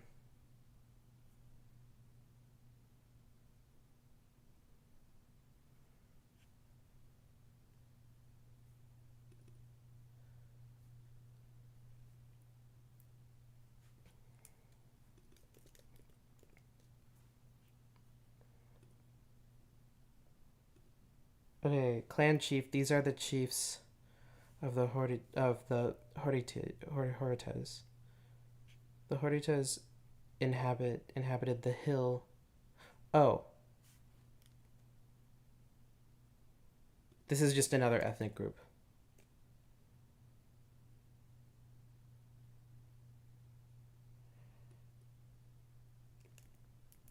So her name probably comes from answer.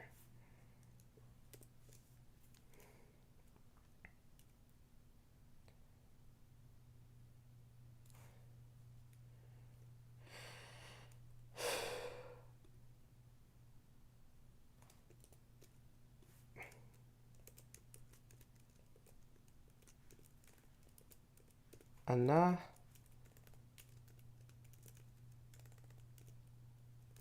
yanli toki sona. Tawayan pi uide sona. Nidi ken tan nimi.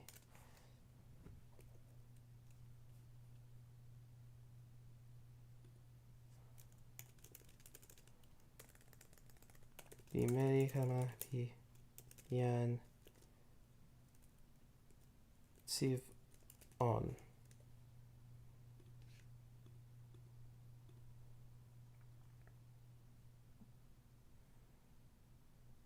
Hyena.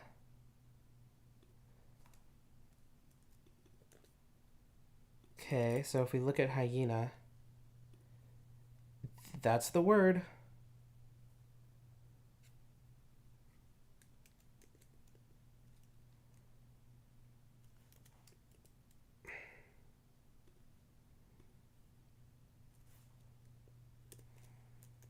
Nini toki sorry. Ni onari alasa sorry mute ante li weka e moku tan sorry ante alasa onari mumusi. So according to BDB, which is the source that I trust for these names, this one, it just means hyena. But it also means gray.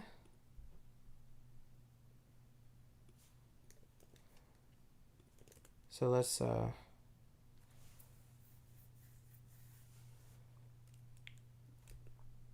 what's the name again? Let's see if on.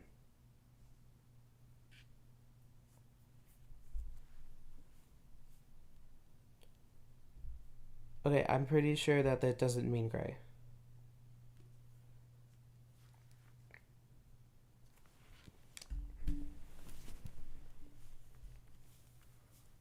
But then the lexical summary says that the word origin is from dyed work.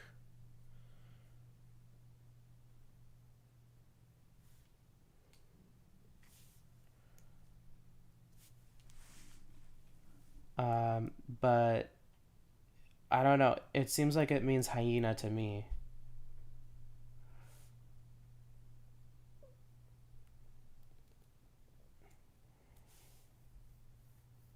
Wait, okay, so is she the daughter of this person who's the daughter of this person?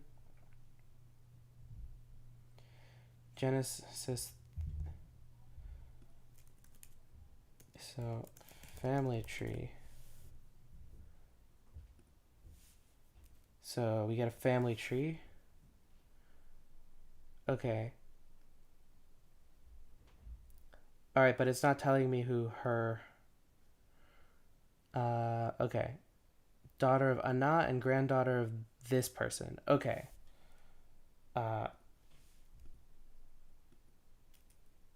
Ni onari merikawapian sif on.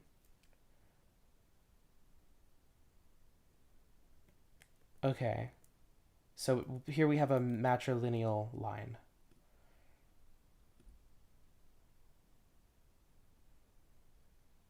Okay, here it says it means died according to this guy.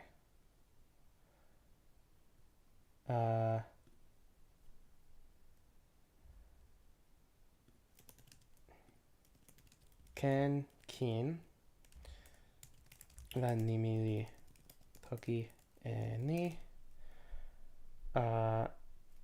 le kamakure nante.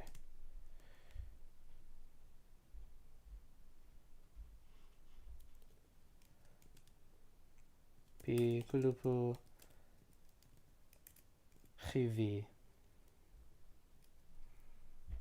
yan basmat. Is this like basmati rice? It means spices.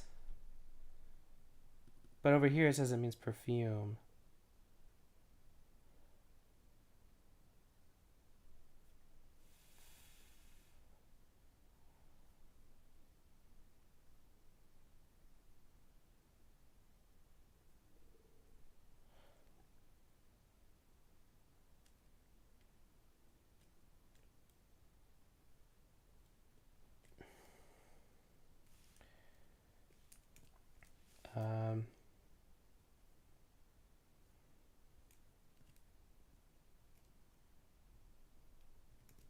Niken toki what do they say over here? Spices. Namako moku.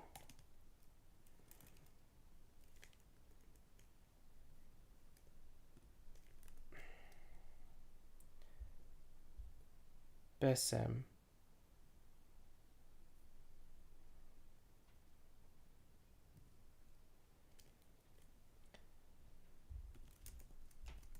Besem. Toki ni. Tazo onari ken toki terapi kon pona. Kin.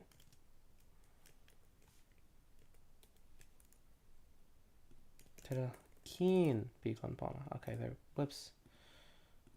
There we go. Wow, this is where I get 10 people viewing my stream, where I'm doing the boring name part. Oh, and she's the daughter of Ishmael. Okay. Melikama Pian Ishmael.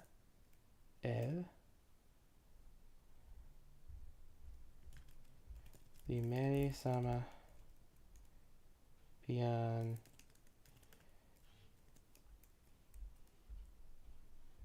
Nevayot.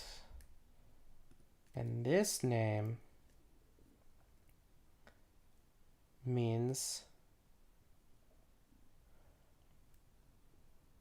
oh, it's a proper name? Huh. Eldest son of Ishmael.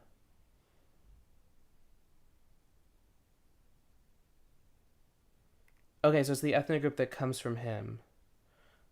Alright, what does it mean? Of Jewish tradition. Compare lag. Syrian. Okay. It's not really telling me, but over here it's, this is not convincing to me.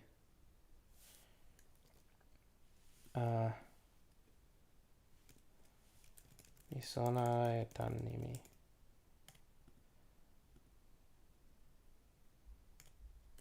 Okay. Yan ada li kame eyan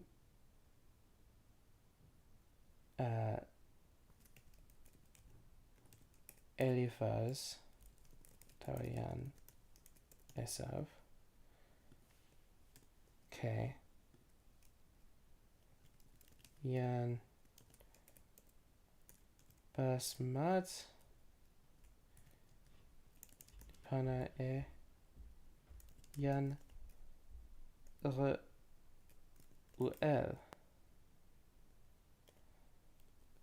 also we'll get a footnote. Okay. Now Eliphaz.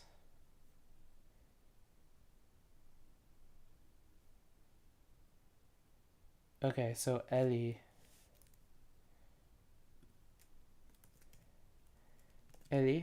is my God. So if somebody's name starts with Eli, their name is my God. Is. Sewi, mi, li.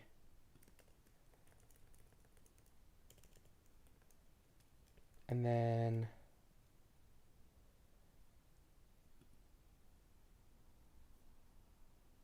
fine gold.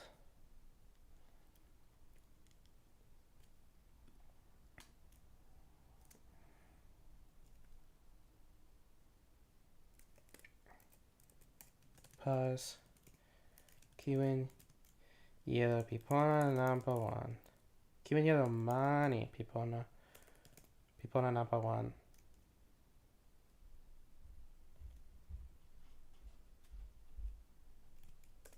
Nila.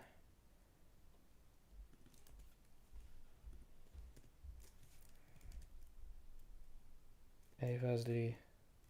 Sorry, Mili.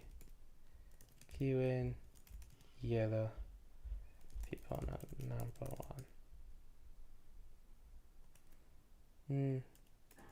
Yeah, why not put money in there as well? And then L. See, this is like all the names have meanings. Every single name in Hebrew has some sort of meaning, like for people at least.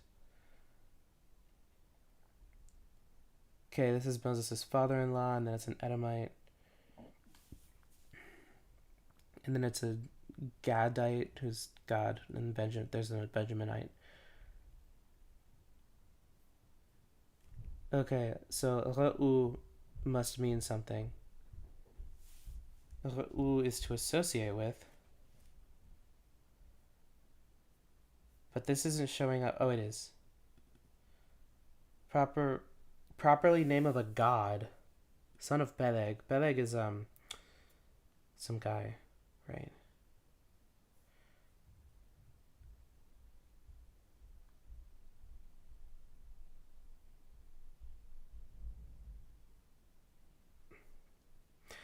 Yeah, but like you'd expect a lot of these meanings to be lost, right? Because how would we have this preserved, right? How would we have all the meanings of all these Hebrew names preserved? But we don't. We do. I mean, we do have them all preserved.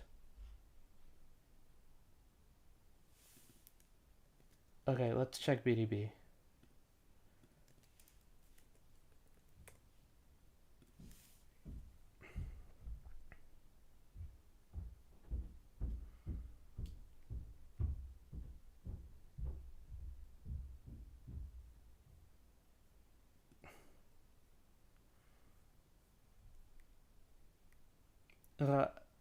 Ra'a means to be associated with. So then Ra'u comes from that. So associated with God.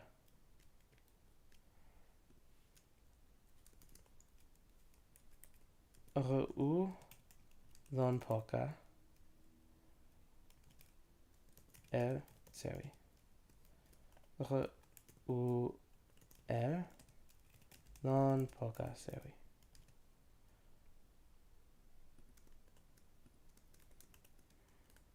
Okay.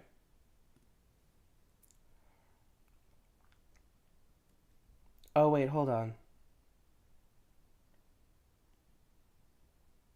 Where's verse number 3 start? I missed it. Oh.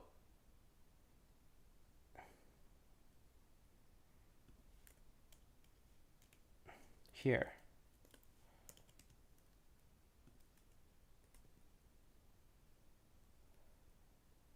And then we have 5.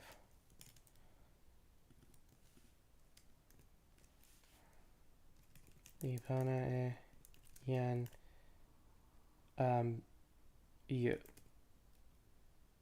ush gets a footnote.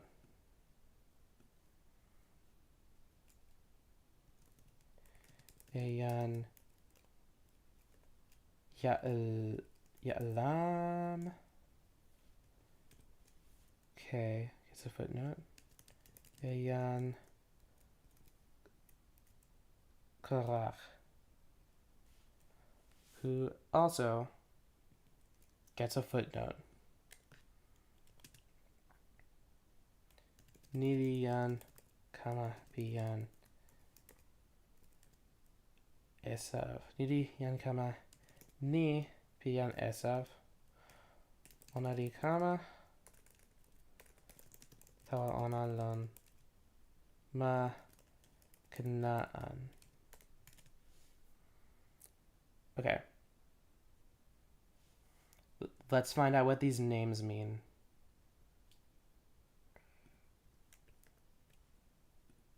Don't forget to close your tabs, Libamanka. You don't want to mess. He comes to help.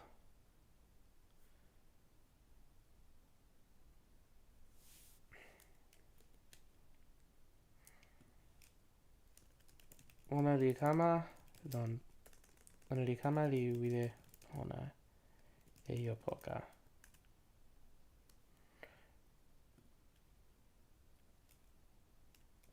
Konimi li. Okay.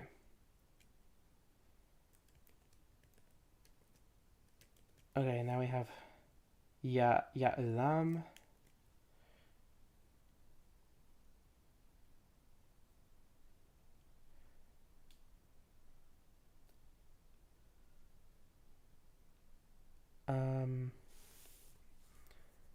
Ya'lam.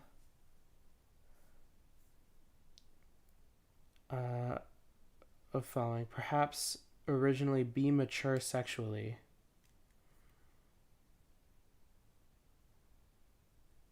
Ya'lam would mean he is hidden. Right. So why doesn't BDB say that that's what it is? See if we can glean anything else from the actual BDB page.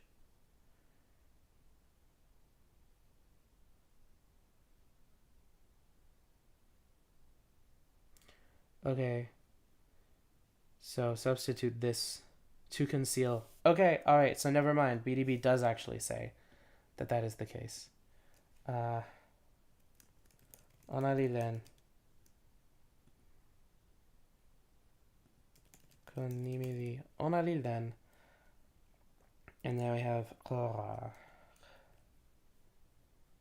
Close this tab. Baldness. But over here it says to make. So actually, let's take the name and put it in BDB. Did I close BDB? Oh no, whoops. My bad. No, I'm not gonna donate to Safaria. Denounce Israel and maybe I will donate to you. Hold on, which one am I looking for? Koral, the name.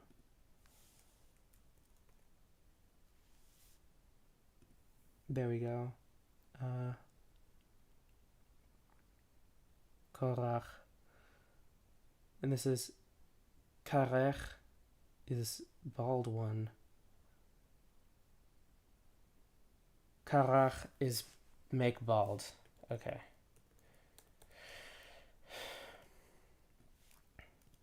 Konimi. I'm gonna change all these lees to las.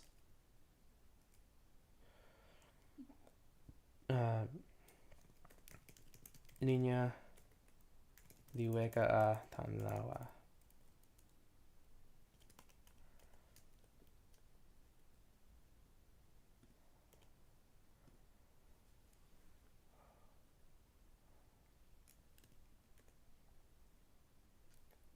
Okay, great. Am I done with the genealogy? I think I'm done with the name footnotes. Celebration! Wee! Okay. Yan Esav. Kama yoe. Meli ona. Eyan kama ona.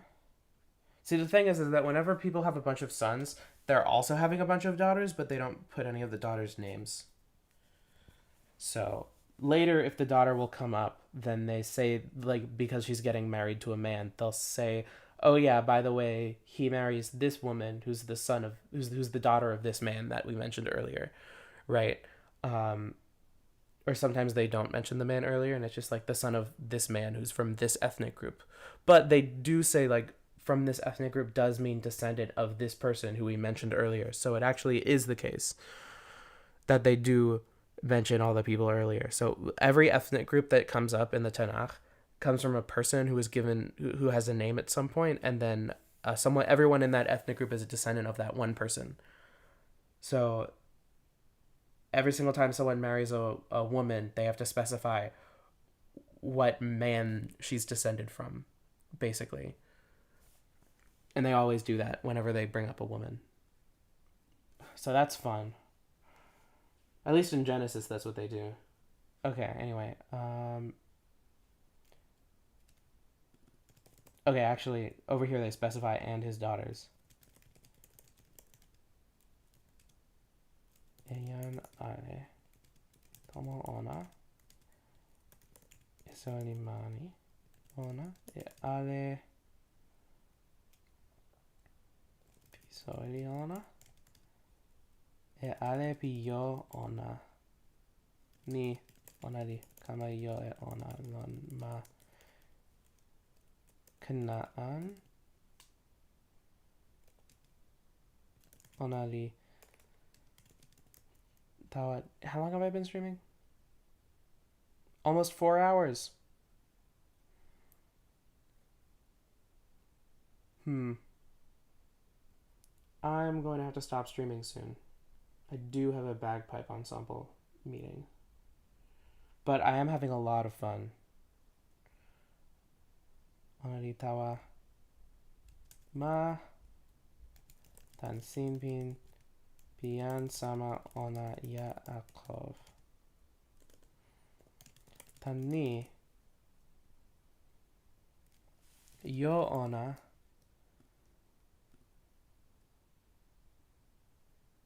rechush. Yo ona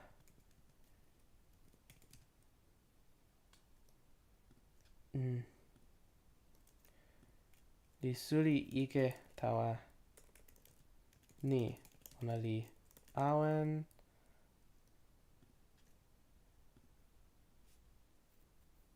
yachad lon boka ma pi awen ona diken ala to support yo pona ona tan so yeah.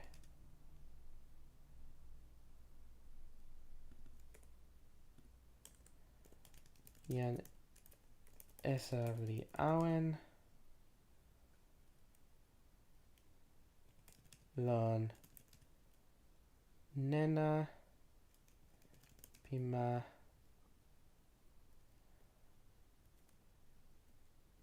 se ir yan esav yan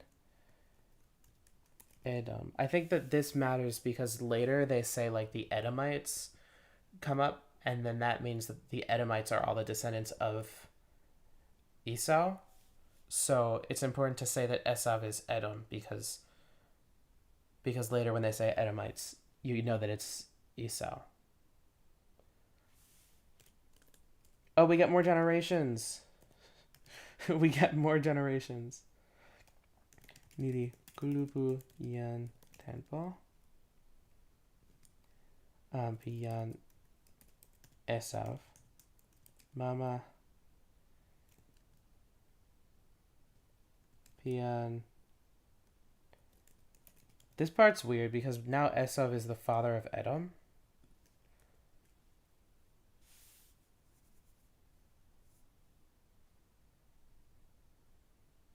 Okay, so he is Esav.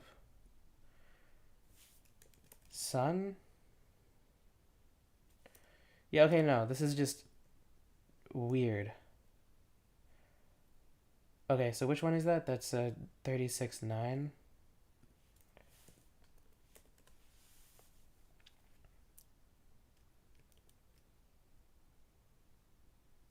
Mama pi kulupu Edom. Lon Nena. Well, the Nena is called Seir. Seir.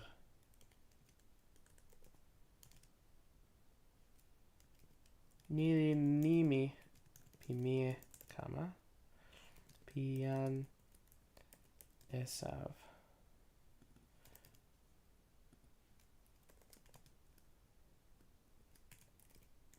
Eliphaz. Didn't we just go over this? Kama Pian.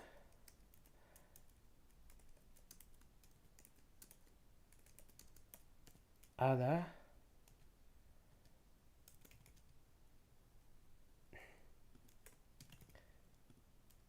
Melipian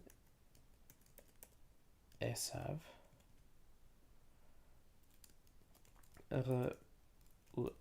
El Lim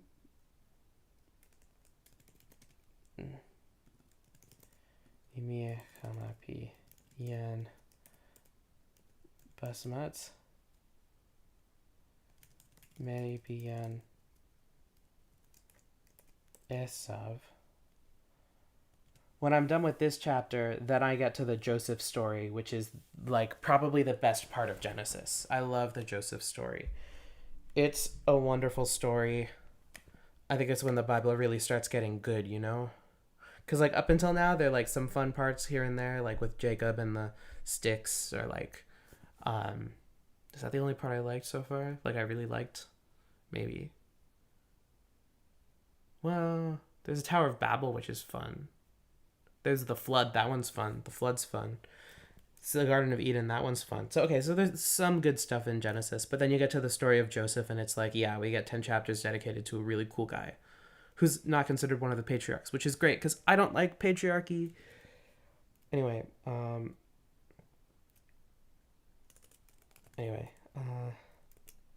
Yan Kama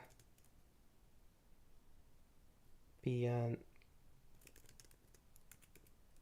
Eliphaz La Yan Teman Yan Omar Yan Tzfo Yan Gatam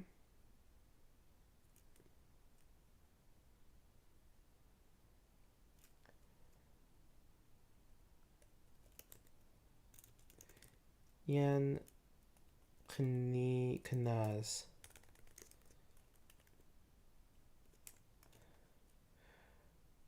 Okay, we get more fucking names.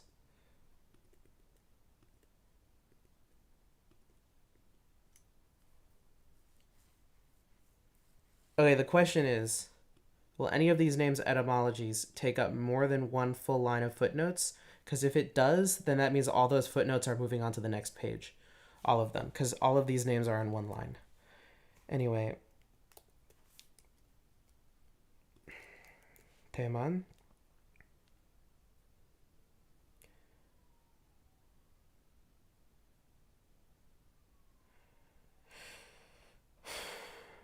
Grandson of Esav. Okay, let's see what BDB says.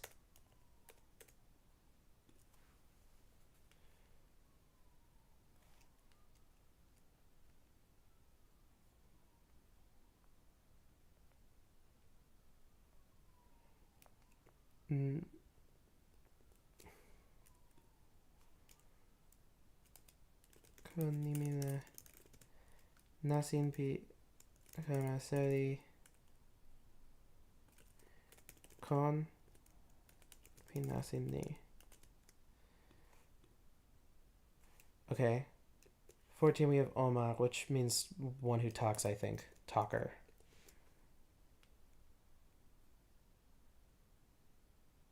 It says eloquent is over here. But Ona di toki. Konimi da yan toki. Or Ona di toki, I think, is better.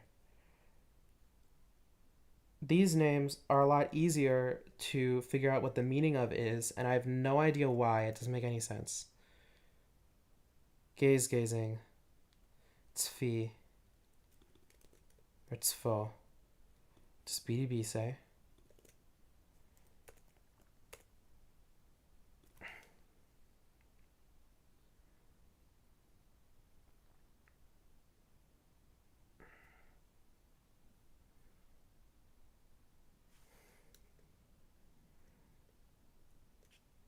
Looking.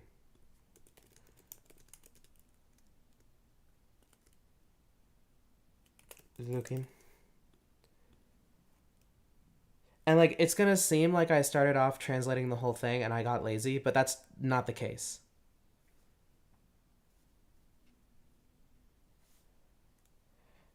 Not the case at all.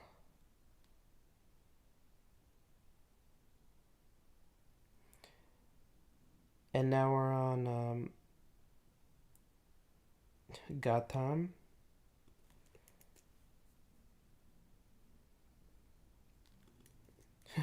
Gatam, am I right? Why do I keep closing BDB?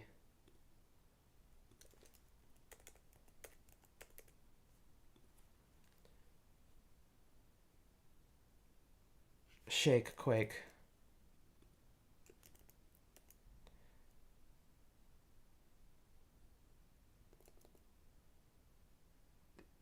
Gatam.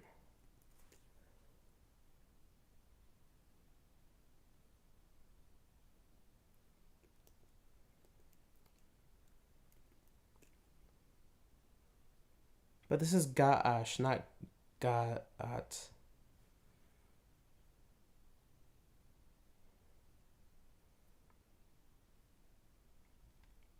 So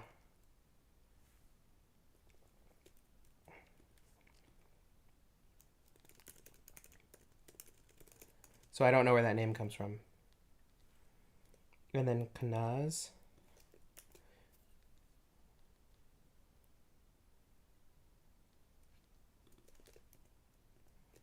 Okay, what does BDB have to say about this one?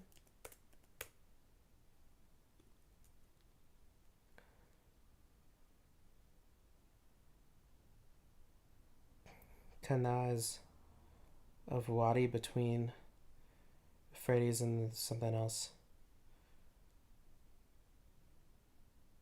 Stock read.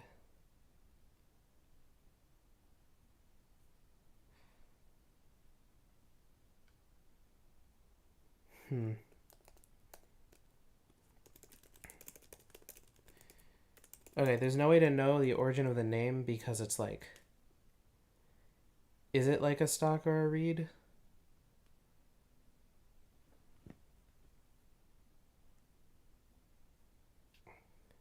Spear shaft. What the hell is a goad?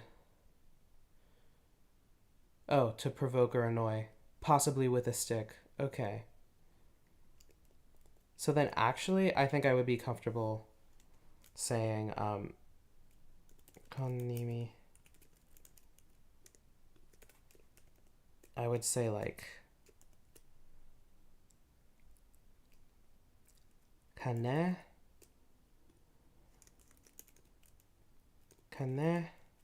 Parisa. Niri ken tanimi. So we don't know where the name is from for sure. But it could be that. No, Ten Commandments, I'm not, that's like Leviticus, I think. I'm still in Genesis. And I've been working on Genesis for months at this point, so it's gonna be like a while till we get to the Ten Commandments. Moses is nowhere near being born yet. We haven't even finished the story of Joseph. Well, okay. maybe we are about 15 chapters away from Moses being born. Because Moses is born in like the first or second chapter of Exodus, and we're in chapter 36. So we're kind of close ish, I guess, to Moses. But then also, Moses does a lot before he receives the Ten Commandments. So, no, not at all. Yan. Yan. Yan Timna. And then this also gets a fucking.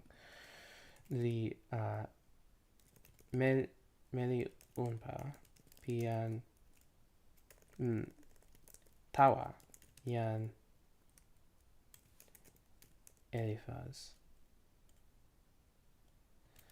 Mie Kama Pian Esav. Oh, the Ten Commandments first appear in Exodus. Okay. Well, I'm like 34 chapters away from that. So it's going to be a while because I have about the same amount of chapters I've already done to do again.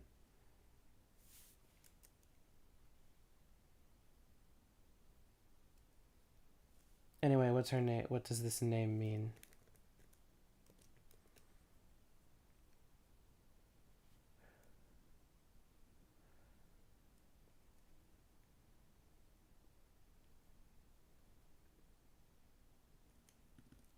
Okay. Can we glean anything from here?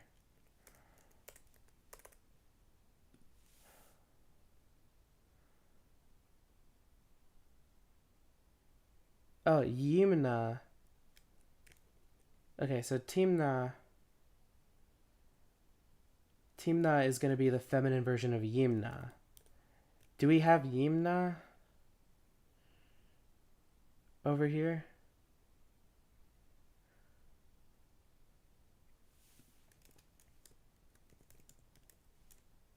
No.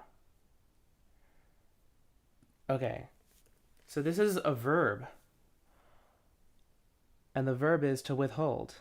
Mana. Timna. Ona di awen weka.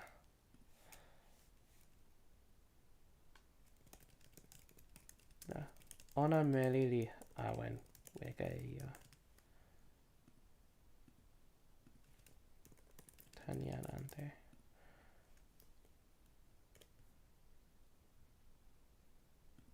Okay, great. Let's add some punctuation here. Look at how beautiful this page is.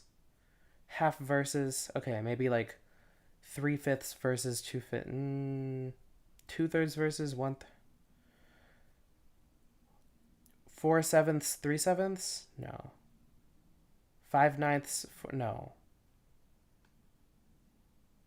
7/9. 2. No. I'm not sure how to break that up.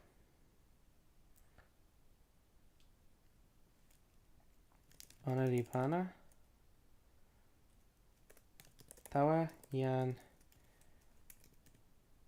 Eliphaz. Yan Amalek.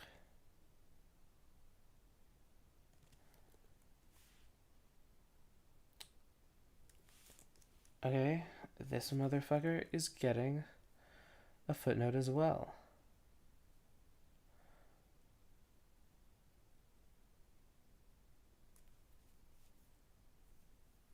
Okay.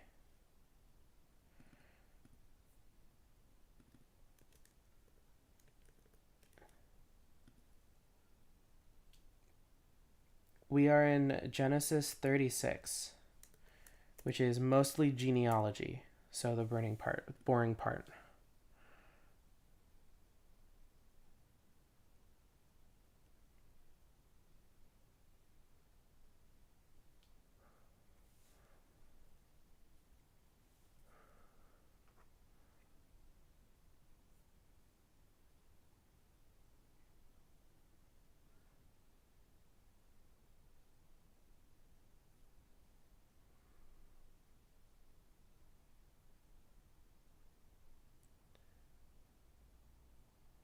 Yeah, honestly, I don't think I can say where this one's from. Sonaretan nimi. Did I put periods at the end of those sentences in the previous one?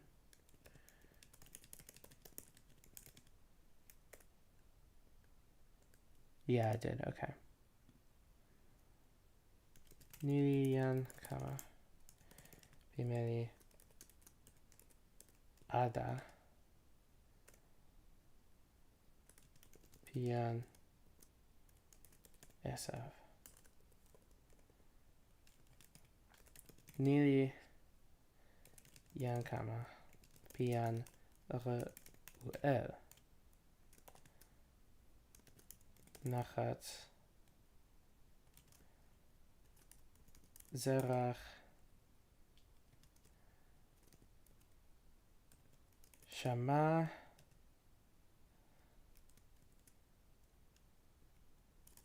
miza. Nili, yan, comma, pi, meli, basmat, pian, esav. Okay, now these all get footnotes.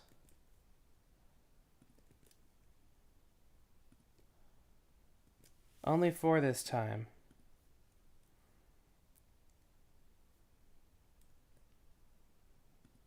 Nachat.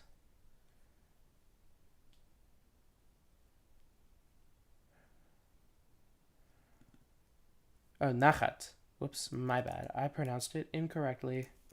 No, I closed BDB again. Why do I keep doing this?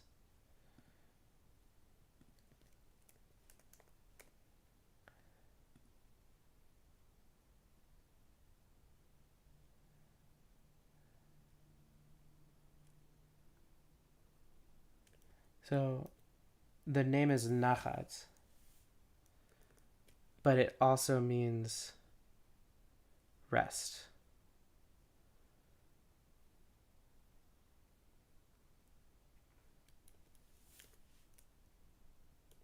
Lape. Okay. Konimina lape. Okay, next one. Zerach.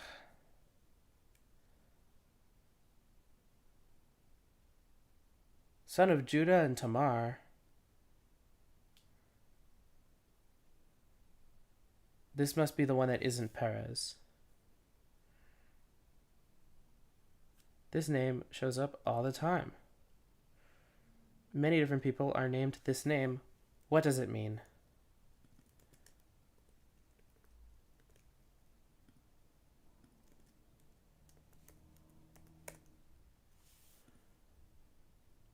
Oh, dawning, shining.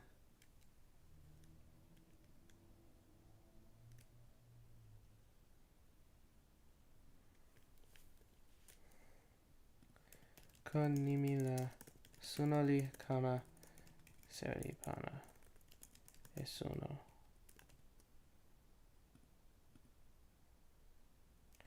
Okay, next we have shama, which I already know means listen.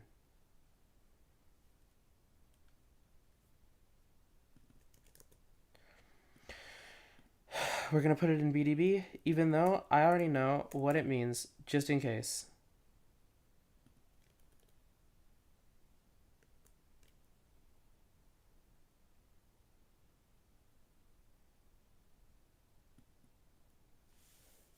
Oh, no, it doesn't at all. Okay.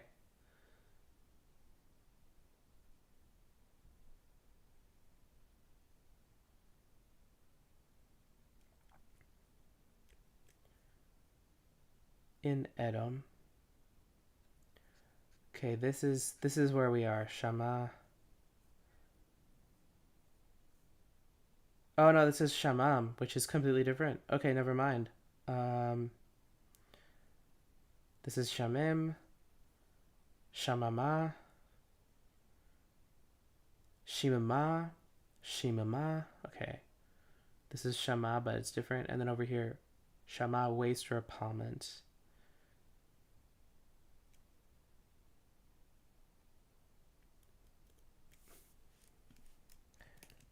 Nimia. Io, io nili kamayo e io.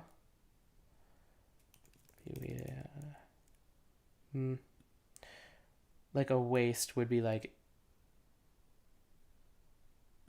io lilon taso ona lipona tawa ara. Imagine naming your child that.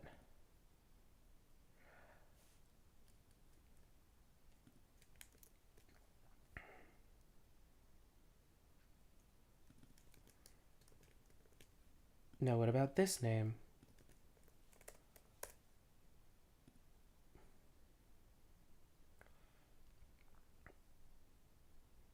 Miza, maze, sucked out, empty.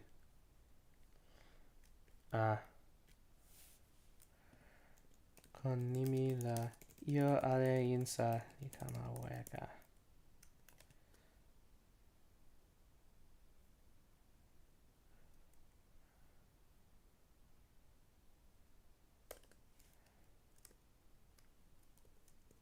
Oh, good night.